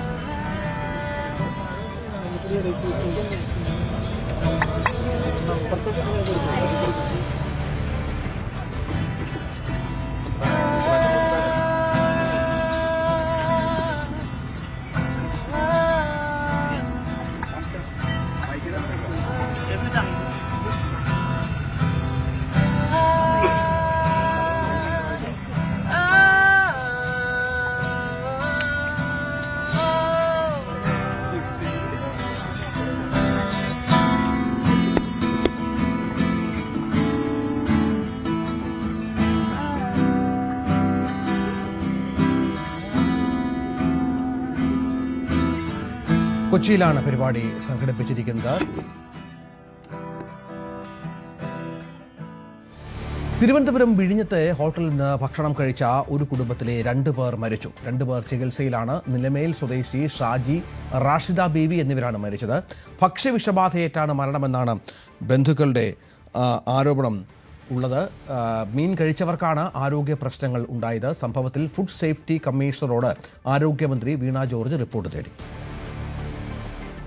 ഈ ഒരു വാർത്ത ശ്രദ്ധയിൽപ്പെട്ടപ്പോൾ തന്നെ ഫുഡ് സേഫ്റ്റി കമ്മീഷണറോടും ഡയറക്ടർ ഹെൽത്ത് സർവീസസിനോടും എന്താണ് ഈ സംഭവം എന്നുള്ളത് റിപ്പോർട്ട് ചെയ്യാൻ വേണ്ടിയിട്ട് പറഞ്ഞിരുന്നു. അപ്പോൾ രാവിലെ തന്നെ ഫുഡ് സേഫ്റ്റി ഓഫീസേഴ്സ് അവിടെ എത്തി പരിശോധിക്കുന്നുണ്ട്. അപ്പോൾ അതിൻ്റെ റിപ്പോർട്ട് വൈകാതെ ലഭിക്കുമെന്ന് പ്രതീക്ഷിക്കുന്നു. മത്സ്യം കഴിച്ചതാണ് എന്നുള്ളതാണ് വാർത്തയിൽ കണ്ടത്. അങ്ങനെയാണെങ്കിൽ മത്സ്യം കഴിച്ച മറ്റുള്ളവർക്കുണ്ടോ, അങ്ങനെയുള്ള ബാക്കി വിശദാംശങ്ങളൊക്കെ എടുക്കണമല്ലോ. അപ്പോൾ ഈ ഘട്ടത്തിൽ എന്താണ് എന്നുള്ളത് വകുപ്പിന് സ്ഥിരീകരണം ഇല്ല. അപ്പോൾ അതിൻ്റെ പരിശോധനയുടെ അടിസ്ഥാനത്തിൽ മാത്രമാണത് പറയാനായിട്ട് കഴിയുക. എന്തായാലും അവിടെ രാവിലെ തന്നെ ഓഫീസേഴ്സ് എത്തി അതിൻ്റെ നടപടികൾ സ്വീകരിച്ചിട്ടുണ്ട്. പൊതുമരാമത്ത് വകുപ്പിന്റെ അനാസ്ഥയിൽ യുവാവിന് ജീവൻ നഷ്ടമായി. തൊടുപുഴ മുതലക്കോടത്ത് റോഡരികിലെ കുഴിയിൽ വീണാണ് ബൈക്ക് യാത്രക്കാരനായ മുതലക്കോടം സ്വദേശി ജെയ്സ് ബെന്നി മരിച്ചത്. നിയന്ത്രണം വിട്ട ബൈക്ക് റോഡരികിലെ ആഴത്തിലുള്ള കുഴിയിലേക്ക് മറിയുകയായിരുന്നു. പ്രദേശത്ത് വൻ പ്രതിഷേധമാണ് ഉണ്ടായത്. സംഭവത്തിൽ മന്ത്രി മുഹമ്മദ് റിയാസ് റിപ്പോർട്ട് തേടി.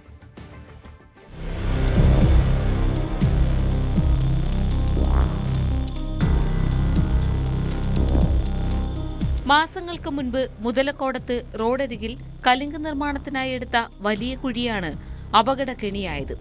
നിർമ്മാണം പൂർത്തിയാക്കാനോ കുഴി മൂടാനോ അധികൃതർ തയ്യാറായില്ല. ഇതാണ് യുവാവിന്റെ ജീവൻ നഷ്ടമാകാൻ കാരണം. ഇന്നലെ രാത്രി 10 മണിയോടെയാണ് അപകടമുണ്ടായത്. മുതലക്കോടത്തു നിന്നും തൊടുപുഴയിലേക്ക് വന്ന ബൈക്ക് യാത്രികനായ ജെയ്സ് ബെന്നിയാണ് മരിച്ചത്.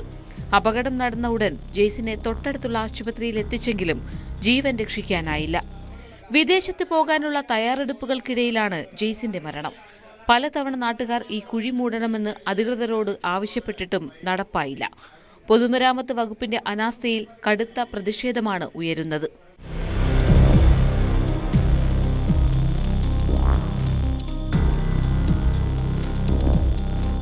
സംഭവത്തിൽ മന്ത്രി PM മുഹമ്മദ് റിയാസ് പൊതുമരാമത്ത് വിജിലൻസ് വിഭാഗത്തോട് റിപ്പോർട്ട് തേടി. ന്യൂസ് 18 തൊടുപുഴ. തിരുവനന്തപുരം നെയ്യാറ്റിൻകരയിൽ സ്കൂൾ ബസ് കനാലിലേക്ക് മറിഞ്ഞ് 26 വിദ്യാർത്ഥികൾക്ക് പരിക്ക്. പൂവത്തൂർ LMS LPS സ്കൂളിലെ ബസ്സാണ് അപകടത്തിൽപ്പെട്ടത്. പരിക്കേറ്റ കുട്ടികളെ കാരക്കോണം മെഡിക്കൽ കോളേജ് ആശുപത്രിയിൽ പ്രവേശിപ്പിച്ചു. പൂവത്തൂർ LMS LP സ്കൂളിലെ വിദ്യാർത്ഥികളുമായി പോയ വാഹനമാണ് ഈ പറയുന്ന മേക്കൊല്ല ഭഗവതി ക്ഷേത്രത്തിന് സമീപത്തെ കനാലിലേക്ക് മറിഞ്ഞത്. 26 കുട്ടികളാണ് ഈ വാഹനത്തിലുണ്ടായിരുന്നത്. ഒപ്പം ഡ്രൈവറും ആയയും ഉണ്ടായിരുന്നു. ഇടുങ്ങിയ ഒരു കനാൽ ഭാഗത്തൂടെ പോകുമ്പോൾ നിയന്ത്രണം വിട്ട ഈ ബസ് കനാലിലേക്ക് മറിയുകയായിരുന്നു എന്നുള്ളതാണ് നമുക്ക് മനസ്സിലാക്കാൻ കഴിയുന്നത്. ഇത് 25 കുട്ടികളെയും ഈ പറയുന്ന നാട്ടുകാരുടെ സംയോജിതമായ ഇടപെടൽ കാരണം ആശുപത്രിയിൽ എത്തിക്കാൻ കഴിഞ്ഞു. ഒരു കുട്ടി ഇപ്പോൾ പീഡിയാട്രിക് ICUവിലാണ് ഉള്ളത് എന്നതൊഴിച്ചാൽ ബാക്കി എല്ലാ കുട്ടികളും സുരക്ഷിതരാണ് എന്നുള്ളതാണ് നമുക്കിപ്പോൾ പങ്കുവയ്ക്കാൻ കഴിയുന്നത്. മാത്രമല്ല ഈ പറയുന്ന സ്കൂളിൽ കാലാകാലങ്ങളായി സ്വന്തമായൊരു വാഹനമില്ല എന്നുള്ളൊരു പരാതി ഉയർന്നു നിൽക്കുന്ന ഒരു സാഹചര്യത്തിലാണ് ഇത്തരത്തിലുള്ള ഒരു അപകടമുണ്ടാകുന്നത്. ഇവർ കോൺട്രാക്ട് കാരിയറിലുള്ള വാഹനങ്ങളാണ് ഉപയോഗിച്ചു വന്നിരുന്നത്. അത്തരത്തിലൊരു വാഹനമാണ് ഇന്നും രാവിലെ എത്തിയത്. വാഹനത്തിൻ്റെ യന്ത്ര തകരാറോ അല്ലെങ്കിൽ സ്റ്റിയറിംഗിലുണ്ടായ തകരാറോ ആണോ ഈ ഒരു അപകടത്തിന് കാരണമെന്നുള്ളതാണ് പ്രാഥമിക നിഗമനം. എന്തായാലും അത് മോട്ടോർ വാഹന വകുപ്പ് പരിശോധിച്ചാൽ മാത്രമേ അതിൽ നമുക്കൊരു നിഗമനത്തിലെത്താൻ കഴിയൂ. എന്തായാലും കുട്ടികൾക്ക് ഇപ്പോൾ ഗുരുതരമായൊരു പരിക്കില്ല എന്നുള്ളൊരു ആശ്വാസം മാത്രം നമുക്കിവിടെ നിന്ന് പങ്കുവയ്ക്കാം. അരുൺ മോഹൻ, ന്യൂസ് 18 നെയ്യാറ്റിൻകര. ബംഗ്ലാദേശ് പ്രധാനമന്ത്രിയായി താരിഖ് റഹ്മാൻ സത്യപ്രതിജ്ഞ ചെയ്ത് അധികാരമേറ്റു. പ്രസിഡന്റ് മുഹമ്മദ് ഷഹാബുദ്ദീൻ സത്യവാചകം ചൊല്ലിക്കൊടുത്തു. താരിഖ് മന്ത്രിസഭയിൽ 25 ക്യാബിനറ്റ് മന്ത്രിമാരുണ്ട്.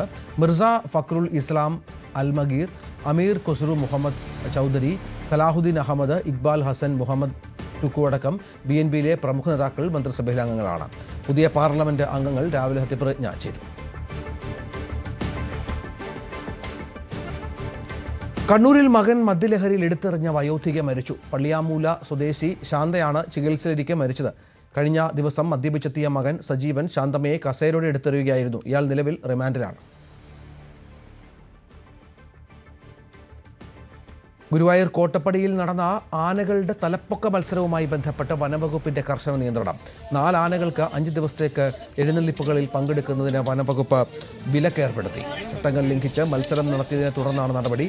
ചെറുപ്പുളശ്ശേരി അനന്തപത്മനാഭൻ, ചിറക്കൽ കാളിദാസൻ, ഊക്കൻസ് കുഞ്ചു, ചെറുപ്പുളശ്ശേരി രാജശേഖരൻ എന്നീ കൊമ്പന്മാർക്കാണ് വിലക്ക്. കഴിഞ്ഞ ദിവസം ഗുരുവായൂർ കോട്ടപ്പടിയിൽ തലപ്പൊക്ക മത്സരം നടത്തുന്നതിനിടെയാണ് ആന പാപ്പാനെ ആക്രമിച്ചത്.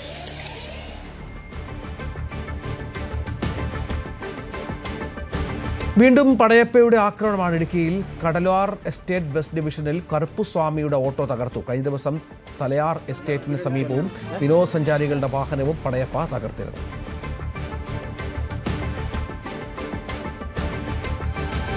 കോഴിക്കോട് വൻ തീപിടുത്തം. ജയലക്ഷ്മി ടെക്സ്റ്റൈൽസിൽ ആണ് വൻ തീപിടുത്തമുണ്ടായത്. തീ അണയ്ക്കാൻ ശ്രമം തുടരുകയാണ്. അനീഷ് കുമാർ വിവരങ്ങൾ പങ്കുവെക്കും. അനീഷ്, നമുക്ക് ദൃശ്യങ്ങൾ കാണാം. വലിയ തീപിടുത്തമാണ്. ഇതുവരെ നിയന്ത്രണത്തിലായിട്ടുണ്ടോ? ഇല്ല അല്ലേ? രഞ്ജിത്ത്, കോഴിക്കോട് നഗരത്തിൽ തന്നെ ഒന്നടങ്കം ആശങ്കയിലാഴ്ത്തുന്ന ഒരു തീപിടുത്തമാണ് ഇപ്പോൾ ഉണ്ടായിരിക്കുന്നത്.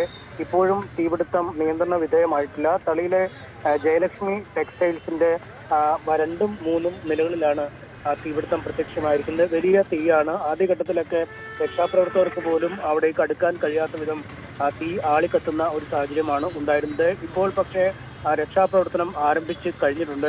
ഈ ഫയർഫോഴ്സിന്റെയും മറ്റുമൊക്കെ യൂണിറ്റുകൾ പല ഇടങ്ങളിൽ നിന്നായി നഗരത്തിന്റെ വിവിധ ഭാഗങ്ങളിൽ നിന്നുമൊക്കെ ഉള്ള യൂണിറ്റുകൾ അവിടേക്ക് എത്തിക്കൊണ്ടിരിക്കുന്നു. അതിന്റെ ശ്രമം ആരംഭിച്ചു കഴിഞ്ഞിരിക്കുന്നു. ഒപ്പം പരിസര പ്രദേശത്തുള്ള മറ്റ് വ്യാപാര സ്ഥാപനങ്ങളിലേക്കും കടകളിലേക്കും ഒന്നും തീ പടരാതിരിക്കുന്നതിനുള്ള ഒരു ജാഗ്രതയും പുലർത്തുന്നുണ്ട്. എന്തായാലും ആളുകളൊക്കെ ഈ തീപിടുത്തം ദൃശ്യമായപ്പോൾ തന്നെ പുറത്തേക്ക് ഇറങ്ങി എന്നാണ് മനസ്സിലാക്കാൻ കഴിയുന്നത്. പക്ഷെ നമുക്കറിയാം, തുണിക്കടയാണ്. ഈ തുണി സാമഗ്രികളിൽ തീപിടിക്കുമ്പോൾ പിന്നീട് അത് ആളിക്കത്തുന്ന ഒരു സാഹചര്യം ഉണ്ടാവും. ഒപ്പം ഈ ഫയർ എക്സ്റ്റിംഗ്വിഷറുകളൊക്കെ ഉപയോഗിച്ചാൽ പോലും പെട്ടെന്ന് നിയന്ത്രണ വിധേയമാക്കാൻ കഴിയാത്ത ഒരു രീതിയിലേക്ക് തന്നെ കാര്യങ്ങൾ മാറും. നമുക്കറിയാം, പണ്ട് ഓഫീസിൽ ബസ് സ്റ്റാൻഡിൽ കഴിഞ്ഞ വർഷമുണ്ടായ തീപിടുത്തം, അന്നും ഇതുപോലെ തന്നെ യൂണിഫോം തുണിത്തരങ്ങളായിരുന്നു ആ കടയിൽ ഏറിയ പങ്കുമുണ്ടായിരുന്ന. വലിയ തോതിലുള്ള ഒരു സ്റ്റോക്ക് സംഭരിച്ചിരുന്ന ഒരു സാഹചര്യം ഉണ്ടായിരുന്നു. അവിടെ അതിന്റെ പൂർണ്ണമായി കത്തിത്തീരും വരെ പോലും കാത്തിരിക്കേണ്ട ഒരു അവസ്ഥയിലേക്ക് നീങ്ങിയിരുന്നു. എന്തായാലും ഇവിടെയും സമാനമായ രീതിയിൽ തന്നെ ഒരു വലിയ തീപിടുത്തമാണ് ഉണ്ടായിരിക്കുന്നത്. എല്ലാ സന്നാഹങ്ങളും ഉപയോഗിച്ച് തീ അണയ്ക്കുന്നതിനുള്ള ശ്രമങ്ങൾ ഊർജിതമാക്കി മുന്നോട്ട് കൊണ്ടുപോയിരിക്കുകയാണ്. 2ഉം 3ഉം നിലകളിലെ തുണിത്തരങ്ങൾ ഏതാണ്ട് പൂർണ്ണമായി തന്നെ കത്തി നശിക്കുന്ന അവസ്ഥയിലേക്ക് കാര്യങ്ങൾ എത്തിയിരിക്കുന്നു എന്നാണ് നമുക്ക് ദൃശ്യങ്ങളിൽ നിന്ന് മനസ്സിലാക്കാൻ കഴിയുന്നത്. എന്താണ് തീപിടുത്തത്തിന്റെ കാരണം, അല്ലെങ്കിൽ മറ്റ് ഇതുമായി ബന്ധപ്പെട്ട സാങ്കേതിക കാരണങ്ങളെ കുറിച്ചൊക്കെ ഒരു ചിത്രവും ഇപ്പോൾ വ്യക്തമാവുന്ന സാഹചര്യമാണ്. ആദ്യഘട്ടത്തിൽ ഈ തീ അണയ്ക്കുന്നതിനുള്ള നടപടിക്രമങ്ങൾക്ക് തന്നെയാണ് മുൻതൂക്കം നൽകിക്കൊണ്ടിരിക്കുന്നത്. MS അനീഷ് കുമാർ വിവരങ്ങൾ പങ്കുവച്ചു. സലഫി ലേണിംഗ് ആൻഡ് റിസർച്ച് സെന്ററിന്റെ 2025-26 അധ്യയന വർഷത്തെ പൊതുപരീക്ഷ വിവിധ കേന്ദ്രങ്ങളിൽ നടന്നു. കോഴിക്കോട്, കണ്ണൂർ, കോട്ടക്കൽ എന്നിവിടങ്ങളിലെ കേന്ദ്രങ്ങളിലാണ് പരീക്ഷകൾ നടന്നത്. 1990കളിൽ സ്ഥാപിതമായ ഖുർആൻ പഠന കേന്ദ്രമാണ് Salafi learning and research centre. Calicut സർവകലാശാലയുടെ സിലബസ് പ്രകാരമുള്ള പഠന രീതിയാണ് കേന്ദ്രം അവലംബിക്കുന്നത്. ശ്രവണ വൈകല്യമുള്ളവർക്ക് കേൾവിയുടെ ലോകം സമ്മാനിക്കാൻ മമ്മൂട്ടി. കാതോടുകാതോരം കേൾവി പരിമിതിയുള്ള നിർധനരായവർക്ക് സൗജന്യമായി കോക്ലിയർ ഇംപ്ലാന്റേഷൻ ശസ്ത്രക്രിയ ലഭ്യമാക്കുന്ന കെയർ ആൻഡ് ഷെയർ ഇന്റർനാഷണൽ ഫൗണ്ടേഷന്റെ പുതിയ ജീവകാരുണ്യ പദ്ധതിക്ക് കൊച്ചിയിൽ തുടക്കമായി. മമ്മൂട്ടി നേതൃത്വം നൽകുന്ന കെയർ ആൻഡ് ഷെയർ ഇന്റർനാഷണൽ ഫൗണ്ടേഷന്റെ 16ാം വാർഷികത്തോട് അനുബന്ധിച്ച് ആലുവ രാജഗിരി ആശുപത്രിയുമായി സഹകരിച്ചാണ് പദ്ധതി. നന്മ ചെയ്യുക, നന്മ ചെയ്യുന്നവരെ പ്രോത്സാഹിപ്പിക്കുക, തിന്മയെ എതിർക്കുക, ഇതാണ് ഭൂമിയിൽ നമുക്ക് ചെയ്യാവുന്ന ഏറ്റവും മഹത്തായ കാര്യമെന്ന് മമ്മൂട്ടി പറഞ്ഞു. കൊച്ചിയിൽ നടന്ന വാർഷികാഘോഷ പരിപാടി മലങ്കര ഓർത്തഡോക്സ് സഭാ പരമാധ്യക്ഷൻ പരിശുദ്ധ ബെസേലിയോസ് മാർത്തോമ മാത്യൂസ് തൃതീയൻ കാതോലിക്ക ബാവ ഉദ്ഘാടനം ചെയ്തു. പൂർവികം, ഹൃദ്യം, ആശ്വാസം, വാത്സല്യം പദ്ധതികൾക്ക് ശേഷം മമ്മൂട്ടിയുമായി ചേർന്ന് വീണ്ടും ഒരു മഹത്തായ സംരംഭത്തിൽ പങ്കാളിയാകുന്നതിൽ വലിയ സംതൃപ്തിയുണ്ടെന്ന് Rajagiri executive director father Johnson വാഴപ്പള്ളിയിൽ പറഞ്ഞു. ഇനി സ്വർണം വെള്ളി നിരക്കുകൾ. കവിത ഗോൾഡ് ആൻഡ് ഡയമണ്ട്സ് ഇന്നത്തെ സ്വർണം വെള്ളി നിരക്കുകൾ നിങ്ങൾക്കായി സമർപ്പിക്കുന്നത് Kavitha gold and diamonds, the versatile jeweller. സ്വർണം 22 ക്യാരറ്റ് ഗ്രാമിന് 14,135, പവന് 1,13,80. സ്വർണം 18 ക്യാരറ്റ് ഗ്രാമിന് 11,680, പവന് 93,440. വെള്ളി 260 കിലോയ്ക്ക് 2,60,000. കവിത ഗോൾഡ് ആൻഡ് ഡയമണ്ട്സ് ഇന്നത്തെ സ്വർണം വെള്ളി നിരക്കുകൾ നിങ്ങൾക്കായി സമർപ്പിച്ചത് Kavitha gold and diamonds, the versatile jeweller. Live at 6 പൂർണ്ണമാവുകയാണ്. ഇനി പ്രൈം ഡിബേറ്റ് കാണാം. മഞ്ജുഷ് ഗോപാൽ ചെയ്യും.